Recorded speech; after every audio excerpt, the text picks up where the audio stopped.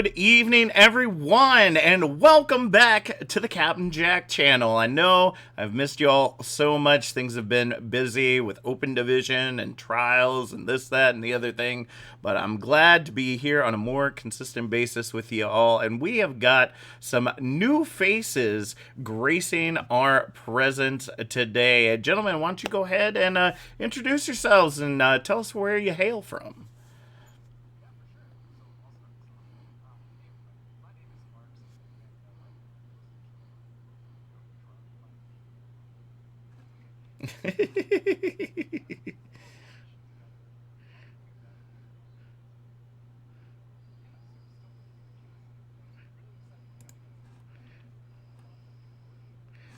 All right, that sounds pretty good. All right, how about you, Spooky?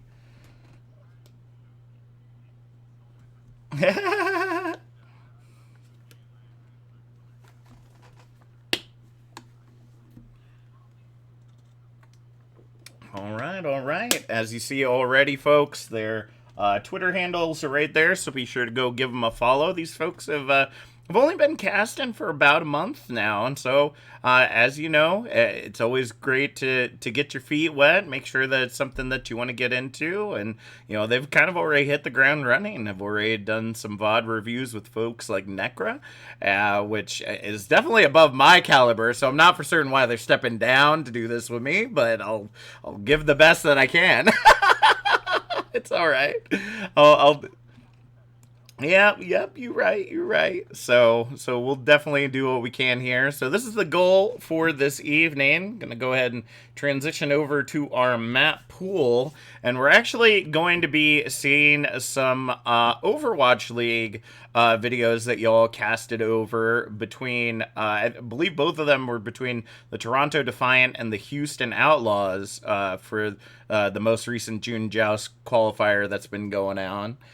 So we're going to be starting off on Lijiang Tower, and then we're going to be going over to Rialto, and then we're going to be pulling it back after we've done kind of some VoD review and, getting some tips and tricks that we need to work on. We're actually going to work on those by heading over to Ilios, which I believe, if I remember correctly, let me check my files. The Ilios match is between Overwatch Tranquility teams Dirt and Infrared from Season 6, and then we'll be heading to Numbani, where Dirt faced off against Ember during Season 6 as well. So we got a lot of great content for y'all tonight, and we hope that you are excited to get to learn a little bit about what's going on, as well as just kind of getting a feel for what this is, because we're all about learning here. If you ever want to find yourself here on the screen trying out casting for the first time, or even if you want to try your hand at production, be sure to hit me up on Discord, CAPT Jack 87 hashtag 0166. You can also hit me up on Twitter, as you can see right down below, and be sure to hit that follow. Hit that follow. Definitely supports the channel. Ding that bell. Lets you know every time I'm online. I don't just do casting stuff. I do regular games as well. Lately, I've been an absolute Genshin S redacted word. So been absolutely loving that game and looking to bring some more. Yes, it is literally sucked up. Like, if I'm not casting, I'm probably playing Genshin Impact. So it has been, I just finished the second stage of the stories in Liyue, and it's been heavy. It's been heavy, Doc. So, yeah, let's go ahead and get on into this. Like I said, our first VoD is going to be starting off with the Toronto Defiant and Houston Outlaws in Lijiang Tower. Now note, the June Joust is a little bit different than what we're typically used to, because there's a reintroduction of hero pools, so that's something that's gonna have to be taken into account. As you can kind of see on the screen right there, we're gonna be seeing a Tracer Sombra, Reinhardt, and Zenyatta out of the action. So not your typical matchups that we'd normally be seeing in your tier 4, tier 3, and sometimes even tier 2 matches. So we're going to go ahead and start things off, kind of see where we're at, and we'll pause along the way. You all know how it goes, so let's go ahead and get started.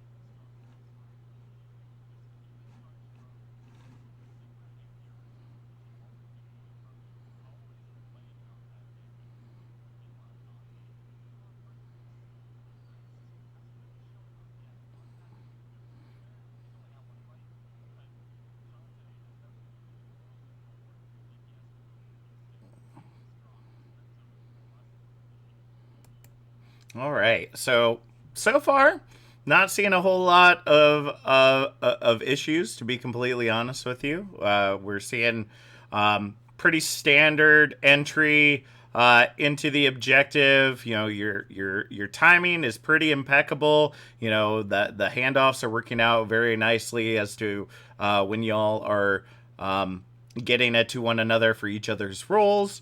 Not really seeing a lot of issues so far. So good on you. Good on you.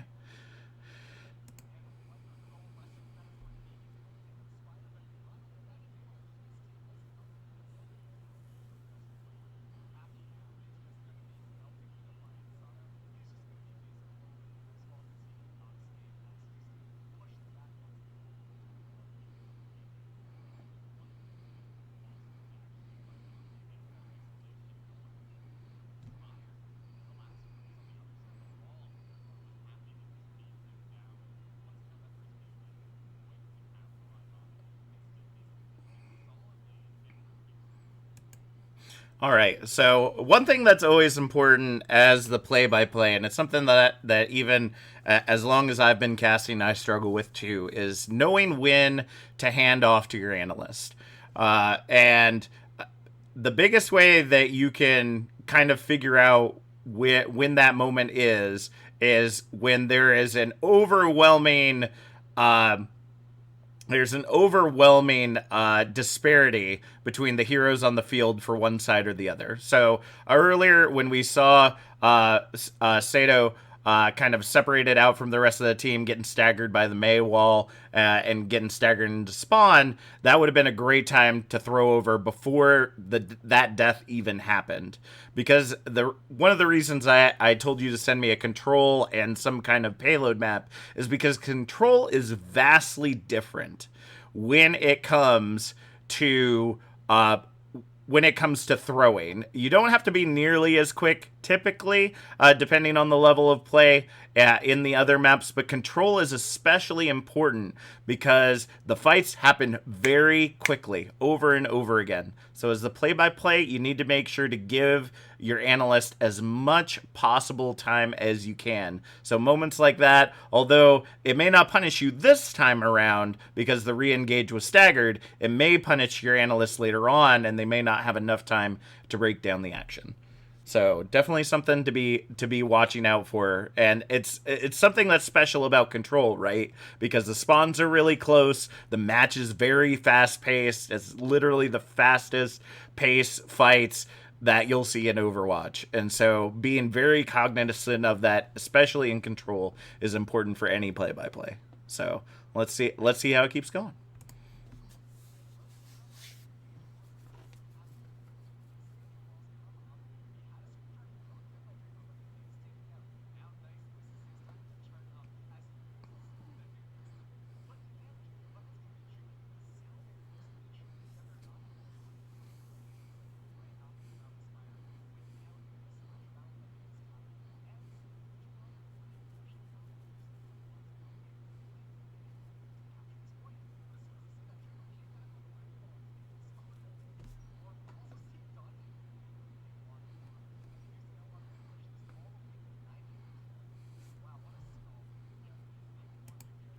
Yep. So that's that moment exactly. So and it's hard, right? Because you want the team to kind of flip it back in their favor, but at the end of the day, you got Dante on the May. You've got Happy on the McCree. Like the stuns are going to be into oblivion, and anyone coming in on a wrecking ball is just going to get absolutely. Or sorry, I was looking at the wrong side. You got Aspire and Sato and Neist coming in on those big stun or big kind of CC heroes, and so a wrecking ball and a May aren't going to do a lot against those, especially for Sato, who has the ability to get out of any freeze possible. And just the numbers were not in their favor. So yeah, like you said right there, the stagger was there, and that's great. But you can hand over during the stagger because then your analyst can kind of talk about it a little bit if it ends up going a little bit longer than need be, and as well as start breaking down the action they saw and set you up for the next fight. Mm-hmm.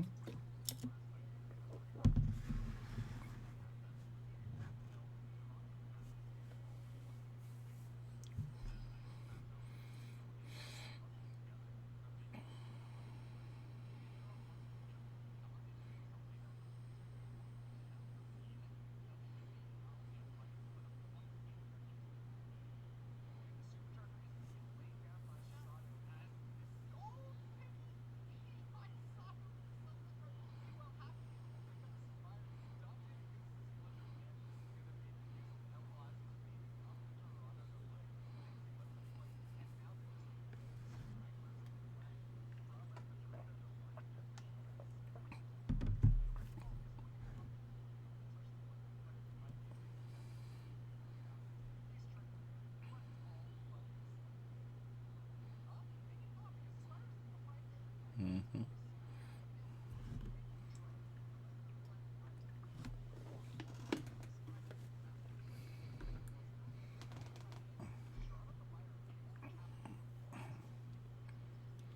All right.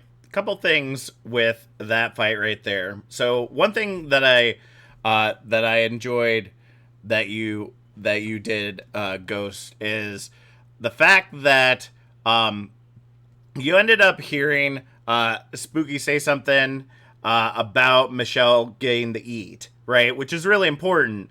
But you also didn't let it distract you from what you were talking about, which is great. And it's hard because you want to kind of call out what your analyst kind of shouted out, but there's also a lot of action going on. So it's not a big deal. But if you can, definitely try to highlight what they're seeing on the field. Um, also, yeah, I mean, at the end of the day, it really didn't matter. Yeah, I mean, it was an old Festpalooza anyway, so at the end of the day, it wasn't gonna. It would have made a difference if they would have survived longer, but they still just got obliterated. So, nevertheless, one thing to what was one thing? Oh, yes. One thing that I wanted to note about Spooky is that you actually never mentioned the fact that Michelle moved over to the Diva because they started out on the Sigma. They started out on the double shield if I remember correctly. So kind of yep. So and it's all right because it's something like it took me a little bit to see that as well. So being sure to note on that as soon as you possibly can that swap happens because obviously Diva has a lot more mobility than Sigma does, although they have kind of similar kits, so to speak. So being able to kind of note that, saying, okay, that extra shield not going to be there now, but it has a lot more versatility, has a lot more mobility as the Diva rather than what we saw in the Sigma. So definitely something to note about, but again, it's one of those things that you practice kind of seeing the whole picture and then you're able to notice those little things that are going on. So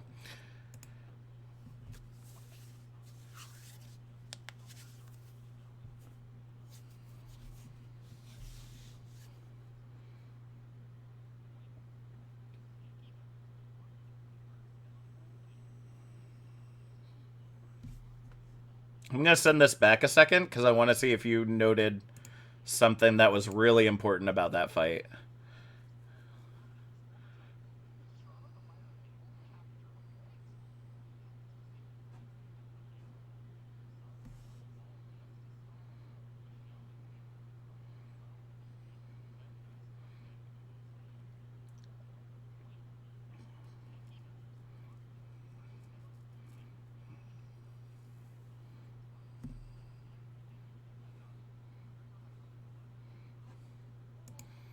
What was the one thing you forgot to mention that was the really important part of why they won that fight?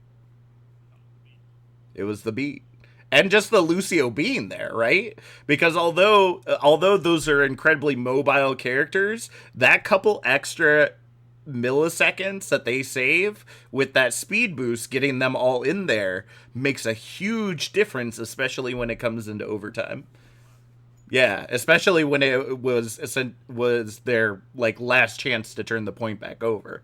So uh, definitely keeping an eye on those fight changing ultimates, because although you're right, a lot of tanky heroes, a lot of mobile heroes would have been hard to pin down for anyone, even at the owl level. You still want to note the fact that that beat secured that fight and was maybe not essential, but definitely kind of put the linchpin in, saying that Defiant is gonna take this back. Like it would, like unless they screwed something up entirely, there was no way they were gonna lose that fight.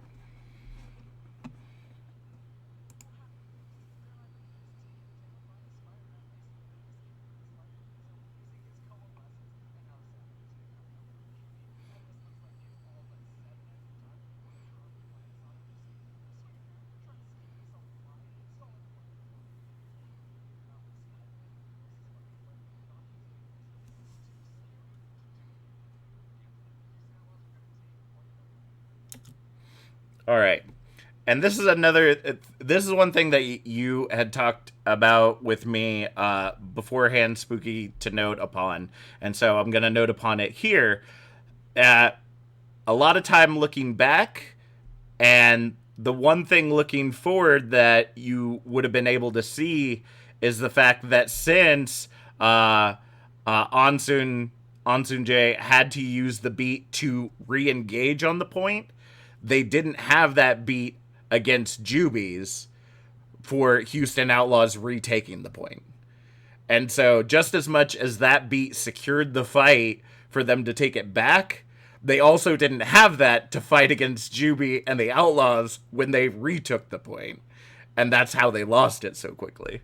So, it's always it's hard, right, on control especially, to figure out what the important aspects of it are. But looking at the dueling ultimates are always a great way for an analyst and for a play-by-play to notice differences. How fast the ultimates are climbing for either hero on each team. How what is available for either team. So specifically in moments like that, like looking at how quickly the Lucios are building beat, when beats are utilized. Of course, the rule of Overwatch, the last beat wins.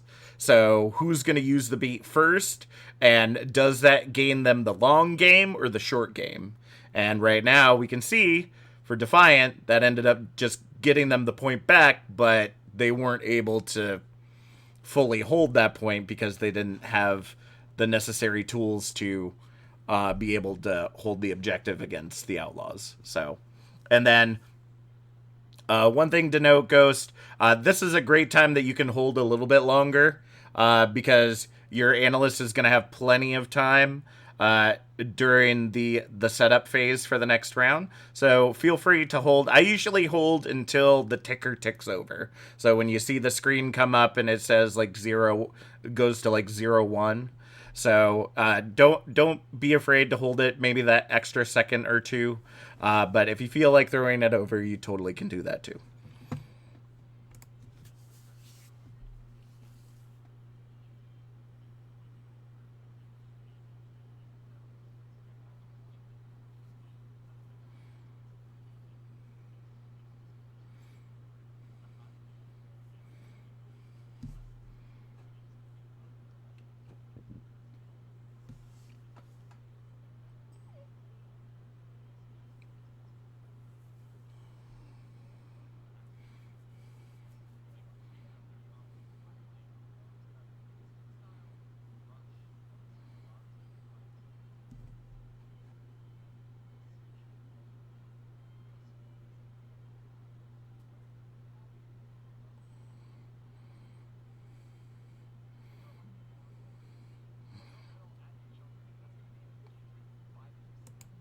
All right. So division of labor is always difficult in times like these because as an analyst these are the longest points that you have to be able to analyze the field. Like you can look back over the entire last round and you can look forward to what's getting ready to come out. And you did a real great job breaking down kind of what we saw on the previous map, but you didn't mention the map that we were on, why the compositions that you were calling out were important to this particular map, because obviously you're going to see a lot different compositions run on Night Market, vice what we're seeing here on Gardens. And the audience may need you to kind of, especially, obviously at the owl level, you kind of got your diehard fans, so you're not going to see that as much. But for tier 4 and tier 3, for folks that may be tuning in to kind of learn and engage with the content, you might need to go into a little bit more detail of, okay, why is that dive rush that we're seeing coming out on Gardens? Why is that important? Why are they not going double shield like we saw them do on Control Center? So kind of those little things that add a little bit more context to what you're saying, because Control, every map is different, therefore every composition has its place, right? So it's really important to be able to get that out and know that you have time until the first bullets fly. So you can take all that time from when the ticker ticks over or you get the handoff after the final fight of the round, and you could take it all the way to right before this fight engages. And that's completely okay. So you got plenty of time to get all of that out. You just got to kind of get it in your head and get it organized, and that's something that just comes with time. So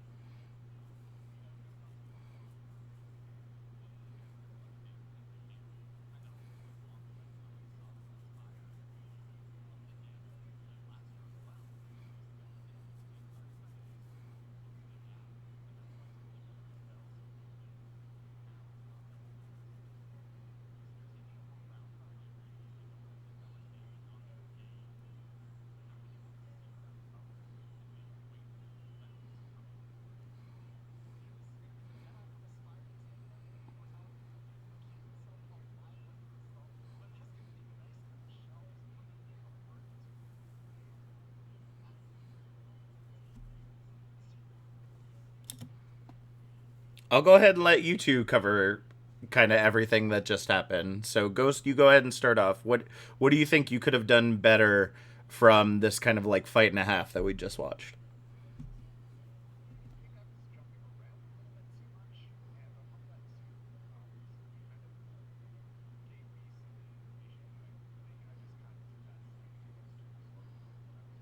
Mm-hmm.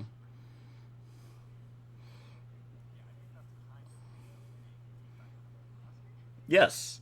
As a play by play, we get wrapped up in the action that's going on, right? And so a lot of times we kind of have set kind of what we want to start our foot on, and our analysts will set us up for something that maybe we weren't thinking about. So at least giving a slight nod to what your analyst is talking about at least says that you acknowledge that that is important, and now we can continue on into the rest of the action. How about you, Spooky?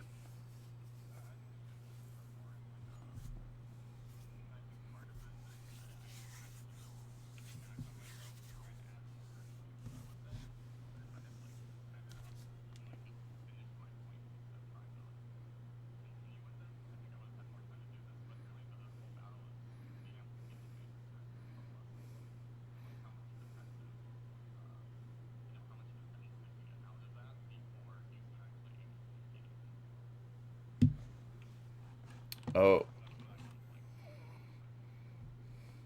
okay. So apparently this is odd. And my my wife, being absolutely amazing, is saying that for some reason y'all can't be heard on stream, which doesn't make any sense. Yeah, that doesn't make any sense to me because I see the bar moving. Like I can see that you are being heard on stream. So this doesn't make any sense to me as to I don't know how long it's been going on. Well, it's probably been going on since the beginning, so that really sucks. So that really sucks. You know what? That's why I don't do production because that shit happens to me way too often. So I'm not even for certain what to look at because I'm using OBS. So I mean you should be coming in because I see like in the audio mixer you all are activating it and I can hear you. So that means the stream should be able to hear you. So all right, let me see something. Um Oh yeah, we're completely muted. Interesting. oh, that's not good. How about now? Hello, hello, hello, hello. Hello. Hey, I can hear it. Weird. Glad I didn't have to do that. I Great. I literally jumped on the just grenade for you, Max. I literally just disconnected and reconnected all the channels, and so I have no idea why that was an Hey. issue. You just did the IT thing. Turn it off and turn it back on. pretty much. That, and you know what? That's something that we're always dealing with. For those of you that watched the most recent contenders trials match the last day, like we had so many issues that were out of our control, and that's just something you got to deal with. So, you know, I'll go ahead and let you all here. Let's show your beautiful faces one more time, and you can reintroduce yourselves since Sure. nobody heard you in the beginning. Yikes, yikes, yikes. All right, so hi everybody. My name is Marks, and I'm the play-by-play caster that you might have been listening to, I guess, although you didn't really hear me. And yeah, me and Spooky have been a duo for about a month now. Yeah. All right, Spooky, over to you. Yeah, I'm Spooky, and this is my voice that you've been hearing in real time. So, yeah, I feel like it doesn't work as well if they've already like heard us talking and everything. Yeah, The right? intros seem kinda out like, of oh, place man. almost. Yeah, it's weird. It's weird. So all right, so we'll get back into it. What Marks was just talking about was kind of the nod to the analyst, being sure to noting the action that's going on, as well as just overall knowing kind of when to throw and what to note on. And now Spooky was going to go into what they were, what they saw during the last fight and a half that we just watched. Yeah, so this would be a good time to like note how quickly flex supports build their ultimates, specifically in this meta with these hefty DPS. Yeah. Everyone wants to be like grouped up. I think the last battle should have been kind of set up, especially with these two compositions specifically. It's literally a defense versus attack comp where, you know, Sato and his gang want to stand tall on points and not move at all, while Houston's just want to slam into them. And really, it should be Lastro's Amplification Matrix versus Crimso's Coalescence, Yeah, and which can get more value. to also bounce off of that, like thinking about it now, when I was doing my play-by-play, I should have focused on that amplification matrix coming out because that's literally the reason why the Toronto Defiant were able to push the Outlaws back in this fight. And that's one thing to always kind of, I don't know, kind of weigh in your mind. There are definitely going to be ultimates that are more important than others. So don't be afraid to not mention a whiffed ultimate. If it didn't do anything, it's not important. One thing that neither of you caught on to is Happy moved over to Reaper. I do not. I believe Happy started on the McCree, if I remember correctly. I'll pull it back a little bit and see if that was the case. Or maybe they just, yeah. I think they're. So they I started. don't think he broke keep out it, on it. and Houston gets to just push their way forward with the High Noon. I think it's and been like the and Winston, Crimson's like Coalescence, Reaper Echo Rush and they this just whole clean time. up the rest Okay, of Toronto. so that might with be the case. So he just got a killed. little bit more of that hero, but Houston. Yeah, they so he must just show got their killed comp- early on. So okay, never mind then. So Go he just at called. each other, Got, and that's going to be an engagement. he got killed so early on that it gonna didn't. be- His ultimate has just. It seemed like he had swapped over because he just hasn't been able to he's got do nothing. anything so far. Shut So, down. Yeah, pretty much shut down into oblivion. All right, so I think we're back to where we are. Let's go ahead and take it from here. fire, it looked like. But when he was happy and healthy in that immortality field, as well as having the Deadeye up, it's really hard to not. I mean, you can't kill him instantly, right? And then you can't stay in his line of sight either. So you're trying to get out, and you can't kill the McCree, and then it just all falls apart. And then Nice, so strong on that Reaper, just chunks down Dreamer. But finally, some ults coming online for Houston. Dreamer can't even use his range. Dreamer is raging, that's for sure, because that's going to be nice just moving in with this Reaper, taking him down, and then you see the rest of the Houston Outlaws just back off because Sato also dropped his supercharger there. They still have Michelle's self-destruct, and Dreamer still holding on to his Primal Rage. So what was something that was really important that you should have noted on Spooky before that fight even started? It would. This is specifically kind of like setup, right? Which I didn't set it up at all, to be fair. But if I had, I think it would have been they're basically in the same situation Houston are, in that they have to push into a strong defensive ultimate in the supercharger.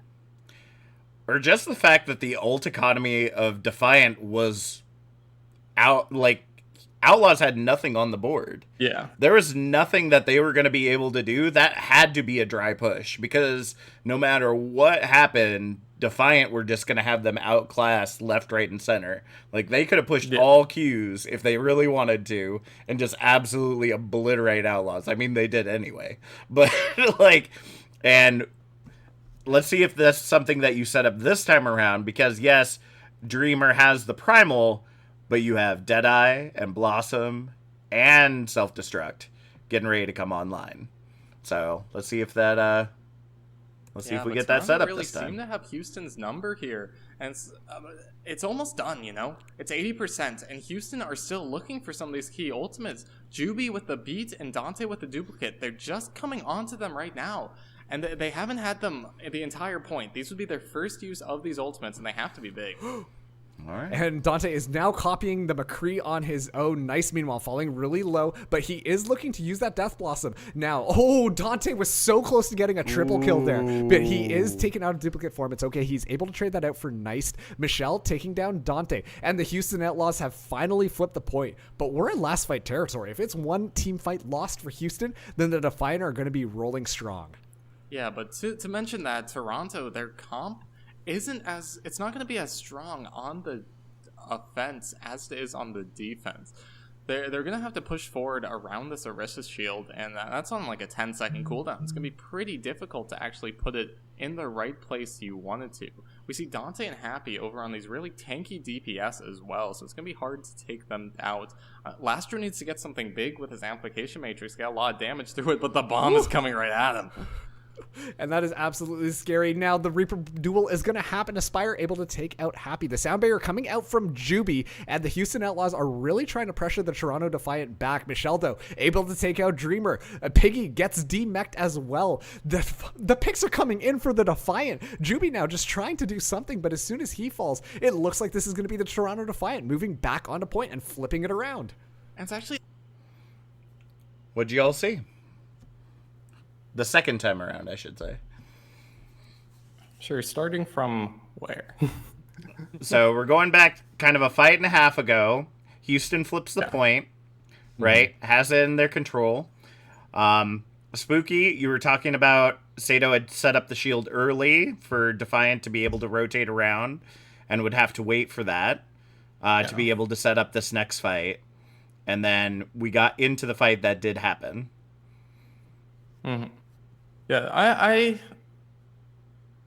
think, and this is interesting. I'd love to hear your opinion on this. When it's something like this, where it's a significant like macro shift, Yep. And like Toronto Defiance comp is not something that pushes well. Yep. Like the main tank is going to struggle, and I think a large part of that is me just trying to get my point across more quickly, because I think a lot of my time was spent trying to say that. And if I'd tightened it up, I would have had more time to like get the rest of what I wanted to say out. That's true. But why else did you I not? think that's Why else did you go not ahead. have more time there, Mark? Me? Yeah. Why did Spooky not have enough time to set that up, even though he was a little long-winded? I'm assuming it's because I didn't give him enough time for the setup. Yep. Or It- like, yeah, from the last fight, I didn't give him enough time. The fight was far over, and again, control got to be quick. Yep. And they were already setting up for their next push when you finally threw it over to him. So again, you just got to be watching out for that. And again, Yep. I'm not gonna harp on it any more than that. But just kind of, and at this point, kind of as we start getting into finishing this map and going into the next one, unless I've mentioned it before, I'm probably gonna mention it as we're going.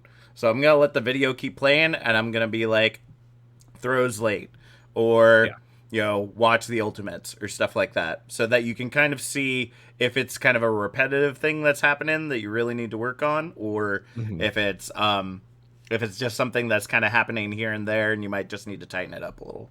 Yeah. So Yeah. but yeah, so both of you were great on that.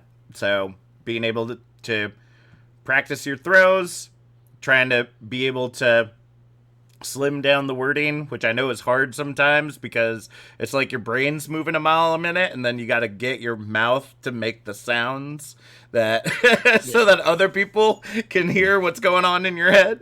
Yeah, So this also sucks because I don't think I've ever seen this specific matchup before.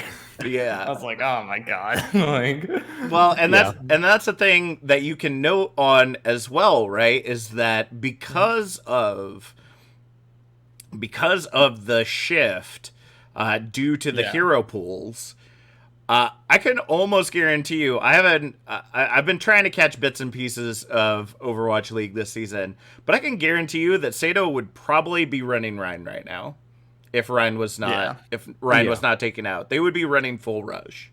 And I mean, their comp is built for it basically without the Reinhardt. exactly, without the Reinhardt. And so that makes, and noting that would be very proper, right? In the fact that, because Sato has that stationary shield, they're not able to set up the fight as well as they would like to, or as quickly as they would like to, because they have to wait for that cooldown, vice the Rhine shield that can be let down to recharge and be ready for the next fight almost immediately.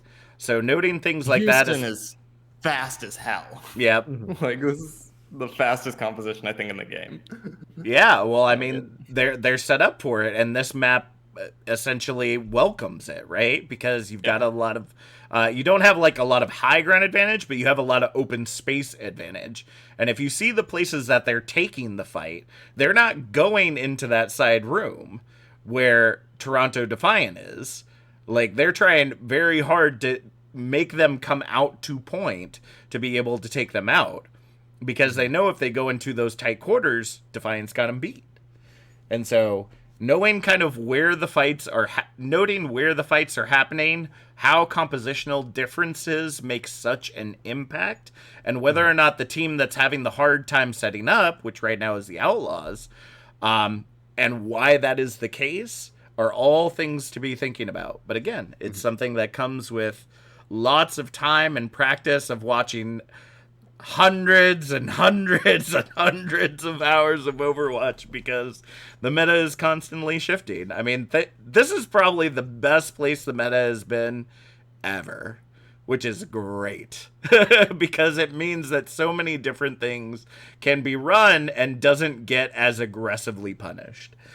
Because Outlaws aren't doing bad for themselves on this, but they're also not getting the picks that they need on the Defiant to make this dive rush more effective.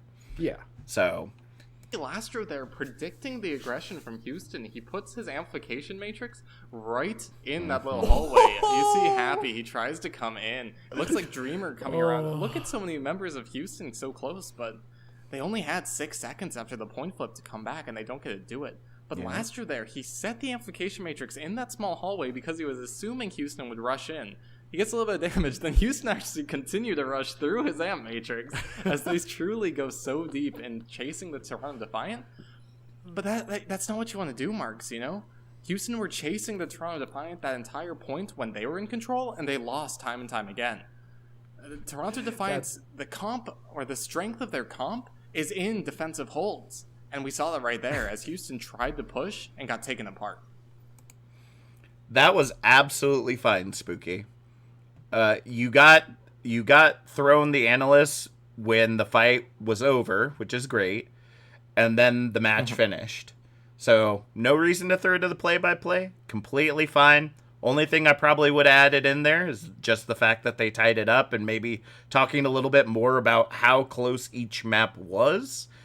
And then trying to, based on the map that they're getting ready to go into and knowing the compositions that they're probably going to run, kind of saying, okay, so Control Center went to the Outlaws, Defiant pushed way back on Gardens. Now, what are those two compositions that they have been running essentially going to look like going into Night Market? And I think that might be my biggest. But I would like to do it quicker. Like, I think my biggest problem is I don't get my points out as fast as I should. Like, I just need to tighten up like how quickly I speak and just not flourish it as much. Yeah, but it's something that comes with practice because you're trying to get the words out kind of for the first time, so to speak. Like you're trying to figure out your analysis kind of as you go because you haven't been doing it for a while. But once you've been doing it for a while and you kind of already have broken down everything, and that's kind of especially once you get into tier 3, tier 2, doing prep work helps a lot with this. Be like watching VoDs of teams, knowing what they've run previously on certain maps, or at least on certain map types, knowing when they're going to bring in particular players for particular maps because of their particular skill set and the heroes that they're good at, also helps you narrow down which compositions they could possibly run. And that's something that's big for play-by-plays and analysts to do. Not only does it get you really familiar with the teams, but when you go into this, you don't spend so much time kind of looking for things to talk about because you've already set yourself up with kind of a catalog, as it were. And as you follow more teams and you get to know them more, you get to know the players more, that will give you a lot more to kind of flush out very quickly, and then you can get to kind of the meat and potatoes of like the macro stuff, if that makes sense. Anything else? No. No? I don't think so. Wait, I do have a question. Okay, go ahead. Go ahead. So, how important is it, like the hardened roles of play-by-play color versus, how much someone should talk? Because at that point, I'd been talking from like the end of the last map through this pretty much whole setup point. Yep. And like this is still basically color time, as in like nothing's happening. Yep. I throw it to Marks anyway, just because I've been talking for a minute. And I think that's good. And that's completely fine. But as the analyst, you don't get nearly as much time during the match because the play-by-play has to take up the time when the action's going on. So never be ashamed of taking the time that you get. But if for any reason you feel that you're taking too much time or you don't want to talk as much, throw it to your play-by-play. A great time to have done that, though, would have been during the setup phase. And as play-by-plays... Because this is going to be hard for him to transition to his first Well, he's probably going to hold this until the first fight, just because there's no way that he can throw it back to you in time. So I think I actually probably do throw it back to him, but we'll see. Oh, okay. So we'll see if that's the case because we don't know how long it's going to take them to engage anyway. Yeah. But nevertheless, throw it either like I should have trying thrown it to earlier, or I should have ran with it. yeah, you either should have ran with it or thrown it earlier, and that's kind of something that you have to kind of decide for yourself on how you want to do. As play-by-plays, the ideal time that the analyst should have it, if for any reason you do have it during this time between maps, is at the 15-second mark. Because that's going to give the or 20-second mark. I guess it depends on how much the composition shifts at this point.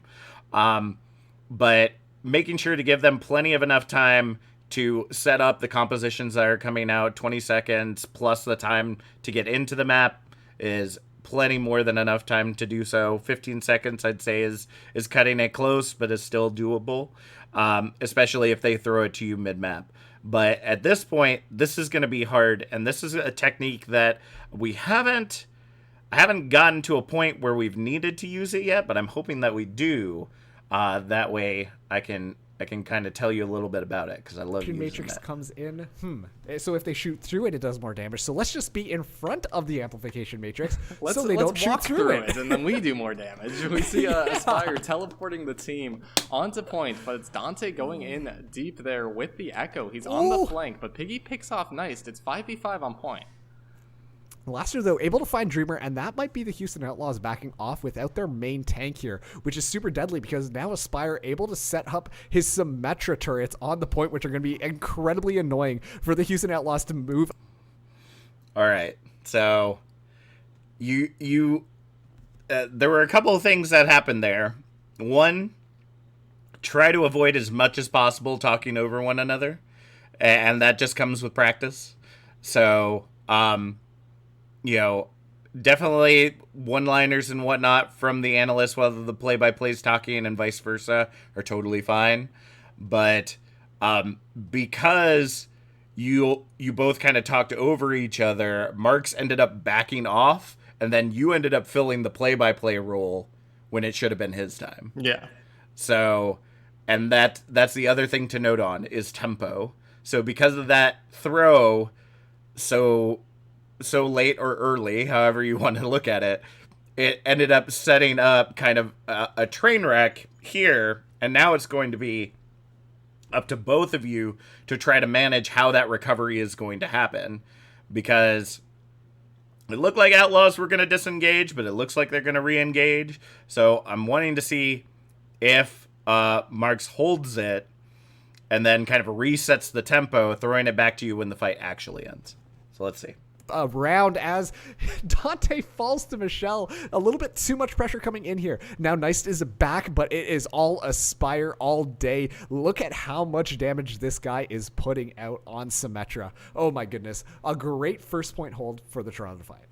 Yeah, and it's just a benefit of their composition, like we've been saying the whole time, it's that this comp is defensive oriented, and that's why you want to run the sim on this point specifically, is you can move straight over to the point and set up without actually having to do that kind of neutral first engage. You force Houston to come to you, and that's going to be the name of the game, is how do Houston capitalize? Who do they dive on, and how quickly do they do it? Crimzo committing the Coalescence and the Sound Barrier coming in as well.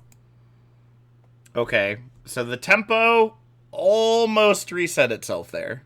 You actually did a really great job. You held it maybe a little bit too long on both ends of the spectrum when you threw it to your analyst and then the analyst threw it back. But one thing, Spooky, that is important to look at, because as analysts, not only are we looking at the overall gameplay, we're looking at the metagame that's going on inside of it. What is one thing, if you look at the board right now, that could be a detriment to the Outlaws based on what Defiant is running?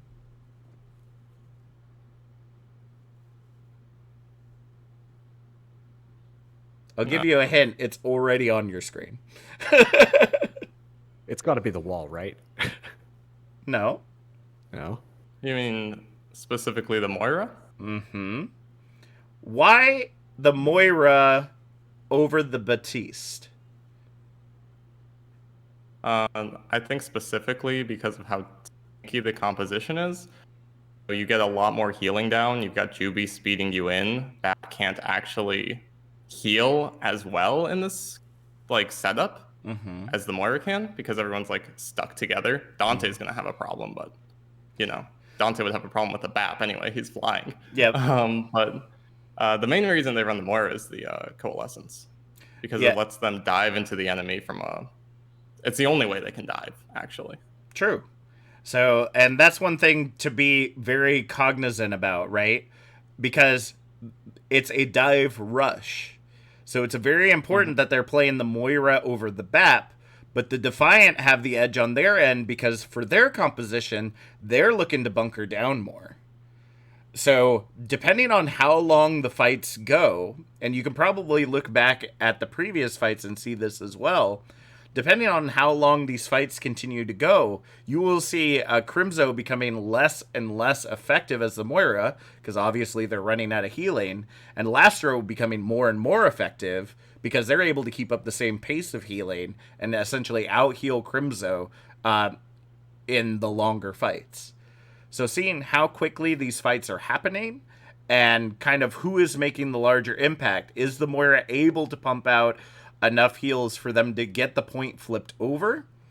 Or are they running out of heals too quickly that Lastro is essentially kind of rebooting the Defiant by being able to keep them up with immortality, with the additional heals that they're able to just constantly pump out because they don't have that kind of limitation except for reloading. Yeah. Okay. I see what you're getting at. I'm not quite sure I agree, honestly, but What do you mean? I think the whole point of the Moira is like the healing itself. I don't think matters as much because like she'll build the coalescence every time anyway. I don't think she'll ever run out of healing without building a coal, based on like how this composition is run. Well, that's the thing, is that it's based on how it's run. So it's only as effective as how well the composition runs. So in the next couple of fights, I want you to kind of pay attention to, is Crimzo able to get up to that coalescence every fight? And is that how effective they're being? Or is there a point that these dives are taking so long, they're not able to get Defiant off the point? And Crimzo is essentially becoming ineffective because they're just running out of the ability to be effective. Okay. That was so deadly, though. He fell so low, and that's going to be also a sound barrier coming out from Ansun J with Lastro and Aspire's ultimates online as well. It looks like, once again, the Toronto Defiant able to push the Houston Outlaws back. Yeah, there's so much going on. I'm not sure Crimzo knows that the sim turrets are on that side wall there, because he's just kind of skating back and forth on that side, and he doesn't realize there are 3 turrets beaming him down the whole time, because there's just so much else on your screen. I'm not sure you really realize what's happening there. But still, 50% for Toronto Defiant, and they have 2 tank ultimates to work with. Houston, all they have really is Dreamer's Primal Rage. Maybe he can juggle them off the point. And now that's going to be a nice moving in here. Sato dropped the supercharger, which does so much damage. Happy falls extremely low, but he is able to take out nice. The self-destruct from Piggy is going to be used on point, and the picks are coming through for the Houston Outlaws as they're finally going to be able to flip this point around. But the Toronto Defiant already got just under 80%. All right. So the previous fight, just due to the fact that Defiant was able to back out of the objective and not take kind of the full brunt of the coalescence, the Moira ended up being less effective because they didn't have that straight line of sight. And so that allowed Lastro to essentially keep the team alive to be able to recontest the point and take it in their favor. But this time around, because they took the fight so quickly, they were able to get those initial picks on Neist and Sato, I believe, starting off. The Moira ended up being more effective because they were able to get those picks so quickly, they didn't end up running out of heals. Does that make sense? Mm-hmm. So it's all about the pace of the game. If the Houston Outlaws are able to get those picks and solidify those very quickly, that works out in their favor, and they can totally run that Moira. But the longer that the fight goes on, the less effective that Moira becomes, and the Defiant have the upper hand with that Baptiste. So what was one thing, Marks, that you noticed during that fight that you probably could have let go of? I personally feel like there was a lot. Like I should have ended the like one of the things that we've talked about kind of when doing VoD reviews is I'm just bouncing everywhere when like there was a certain point, I can't remember who the pick was, where it was very clear that the team was like over. And Yep. so I was mentioning a bunch of different things, but at that point it was more or less irrelevant because the team fight was more or less over, right? And And I one think of, that was oh, go ahead. yeah, and one of those things was just like Piggy's self-destruct. Like there was no one there anyway. So what good is, if anything, that's something for Spooky to note on, because Piggy's gonna want that back. Yeah. Like you ended up getting no value out of a self-destruct because everyone was already dead because the team comp ended up being so effective. So so those are definitely things to note on, you know, knowing when to throw it quickly, but y'all are getting it. Y'all are picking up on the pattern. Yeah, it's not often you see Sado being removed first. Potentially uses Yep, Fortify so Sado a little bit did too get- early or a little bit too late and just gets deleted by Dante on Echo. And now suddenly things look really in favor of Houston. They've got some strong DPS ultimates to hold on and hopefully build up their support ults as Beautiful well. But blend of Ooh. before and after. Beautiful and Happy blend. goes down.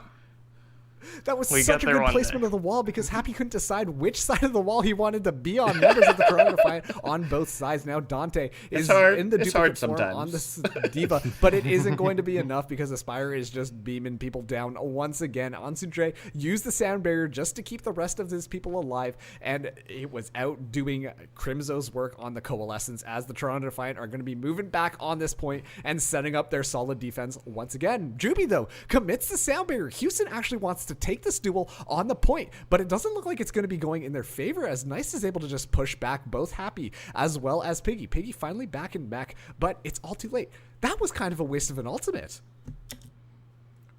What was the goal of the investment of the beat? I mean, they want to try and flip it. Like they're not turning it. Nope. Like they have to flip it if they want this to work. Nope. I mean, they're not What- stalling what for it- time. I mean, they are though. They had But control. look at Toronto's percentage. They But should they- not beat there to stall for time. But Toronto didn't beat. Juby beat on Outlaws. Let's Yeah, go but back. didn't but- Toronto flip the point already? No, it was still I their mean, point what for a little bit. What I'm trying to say is I think that's the idea, and I think I get into that a little bit soon. Yep. But I think I criticized Juby for it because I think you'd want that for the recontest No. instead of trying to flip a fight. No, that's absolutely true. But I was noting more on the play-by-play side that you want to be noting the fact that they're not trying to re-engage. They're down like 2 or 3. And Control is the one map that if you already have control of the point, you just throw bodies at it. Like, you throw everything you can to try to keep that percentage ticking up in your favor. Because you're right. Once it flips over to Defiant's control, they essentially have a fight, maybe 2, if it's fast enough, to be able to flip it back in their favor. So, investing the beat, although they are going to want that back for the recontest because they weren't able to hold it long enough for it to be effective, like, it was kind of a desperation play because they want to try to balance the scales as much as they can while they still have control. Like, that's the one thing on Control that is going to be different from any other map that you see. Because the goal is to constantly be moving that ticker in your favor. And as long as Yeah. one of your bodies is touching that point, and as long as your team still has control, that's all you need to do. And sometimes you'll see, like, obviously we're in the owl level, so obviously you're not going to see Yeah. huge feed fests necessarily. But you get down to the tier 4, tier 3 where we're normally casting, bodies are just going to be thrown at that point over and over and over and over and over and over and over again because they're going to keep trying to feed so hard to be able to keep that percentage ticking up for them. Sometimes that's going to work. And sometimes but it's not I- because they're going to feed a little too long afterwards. Yeah. So I don't, are there? I'm not sure I've ever seen like someone use a beat to just get a little percentage though. I mean, Like, he Yeah, has that's to be kind thinking of- he can flip this, right? That's I- why I said that it was kind of a recon. It might have been a recontest. Like, I because- definitely see what you're getting at here. Yeah, But, like, no, I think it's a fucking beat, dude. Like, Well, well, I- he's trading it for 5%. well, I think if I think the Sorry. goal for Juby was to try to keep the rest of their team alive, because when you're at this point, right, that you're trying to stagger to keep the point alive, you only want one body on the point, and all of them were still engaged in the fight. So Juby's thought process on using that beat then was like, okay, I'm going to use beat. I'm going to get in there so that one of our bodies is still touching point, but you all need to rotate around the outside and stay alive long enough so that when I eventually die, because I'm going to die, it's not an eventuality. It is happening. One of you has to be able to recontest this point so that I didn't just waste my beat to save your butt. Does that make sense? So although, yes, ideally, Juby is going to want that for the recontest, yeah, the thought process was, if I can save a couple members of my team so that we can gain another 20%, that makes this a much closer fight than what it is right now. When we go into the later rounds of this, does that compute?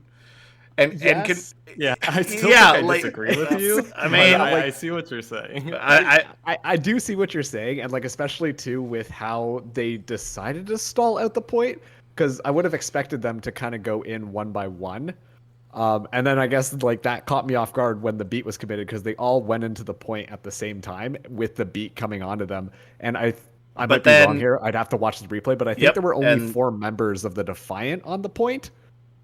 So at that point, it kind of looks like they're just like, oh, if there's only 4 of them there, there's 3 of us. Let's see what we can do. And that's why I thought it was a recontest. Okay, let's go ahead and look at it again.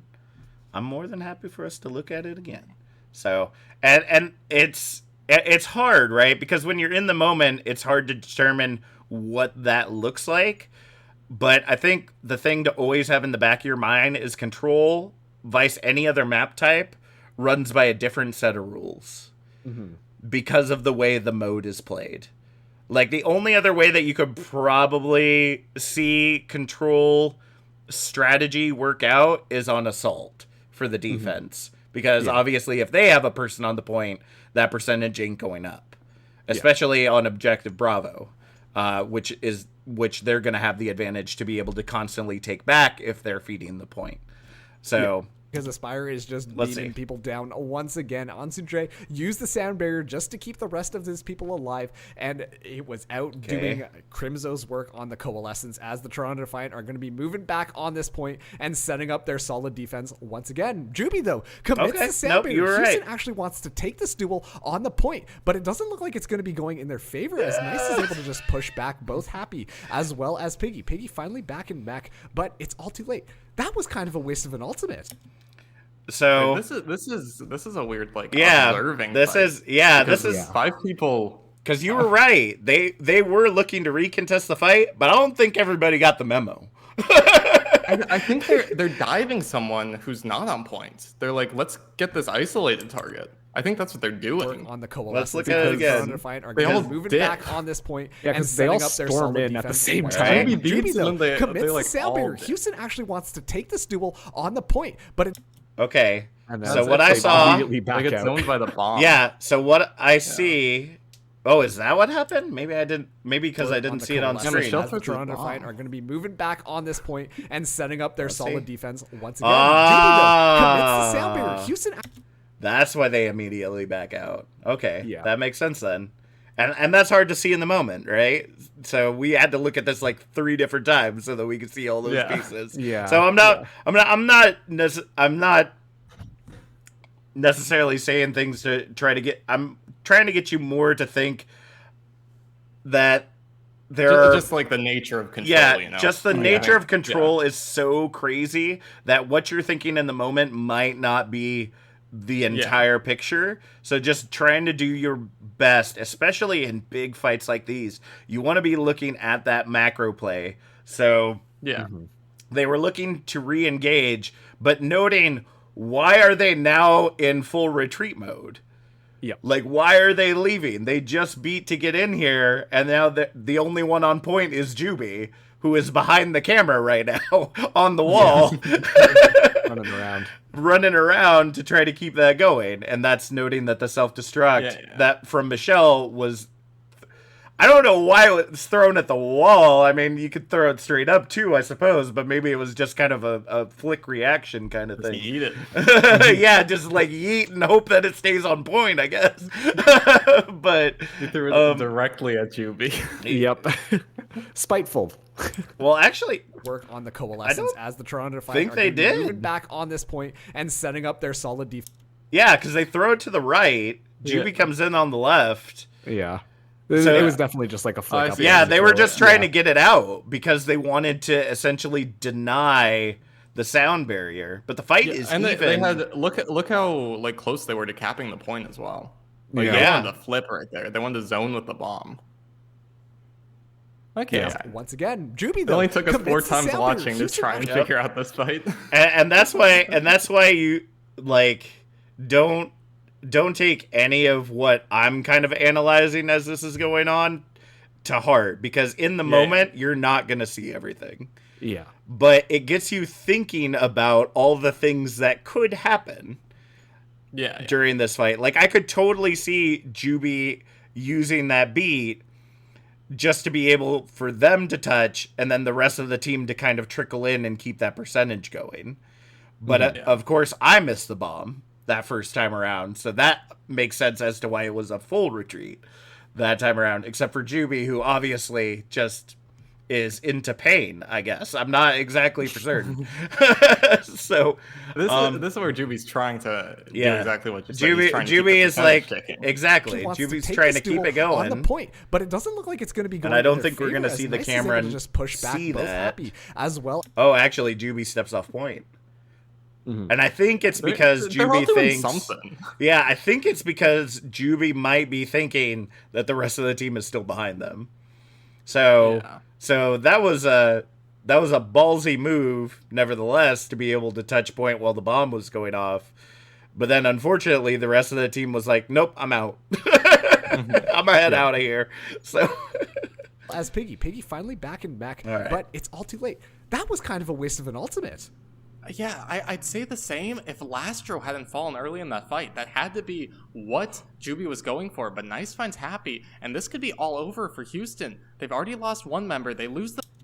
So late throw, just because of the chaos, which is fine. It happens. But yeah, you definitely noted on the fact that Juby realized that Lastro was out of the fight.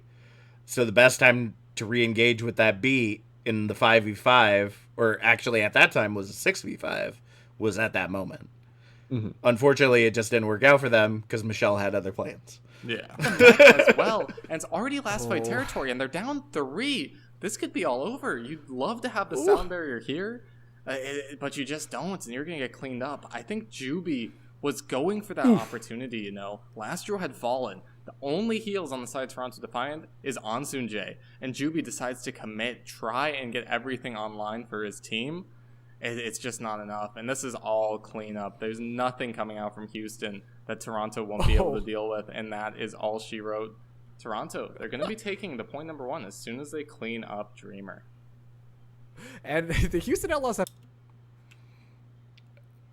I know that it would have been, so this is actually a great time to talk about a technique that I learned from Contenders Casters Door and Moxie. They have a technique that they utilize that's called a bounce. So a bounce is utilized when either something is going so quickly that you have to kind of like bounce between the two of you, or if a fight is going on for way too long, it gives the play-by-play a chance to breathe, gives the analyst a chance to say something, and also kind of resets the tempo of the fight.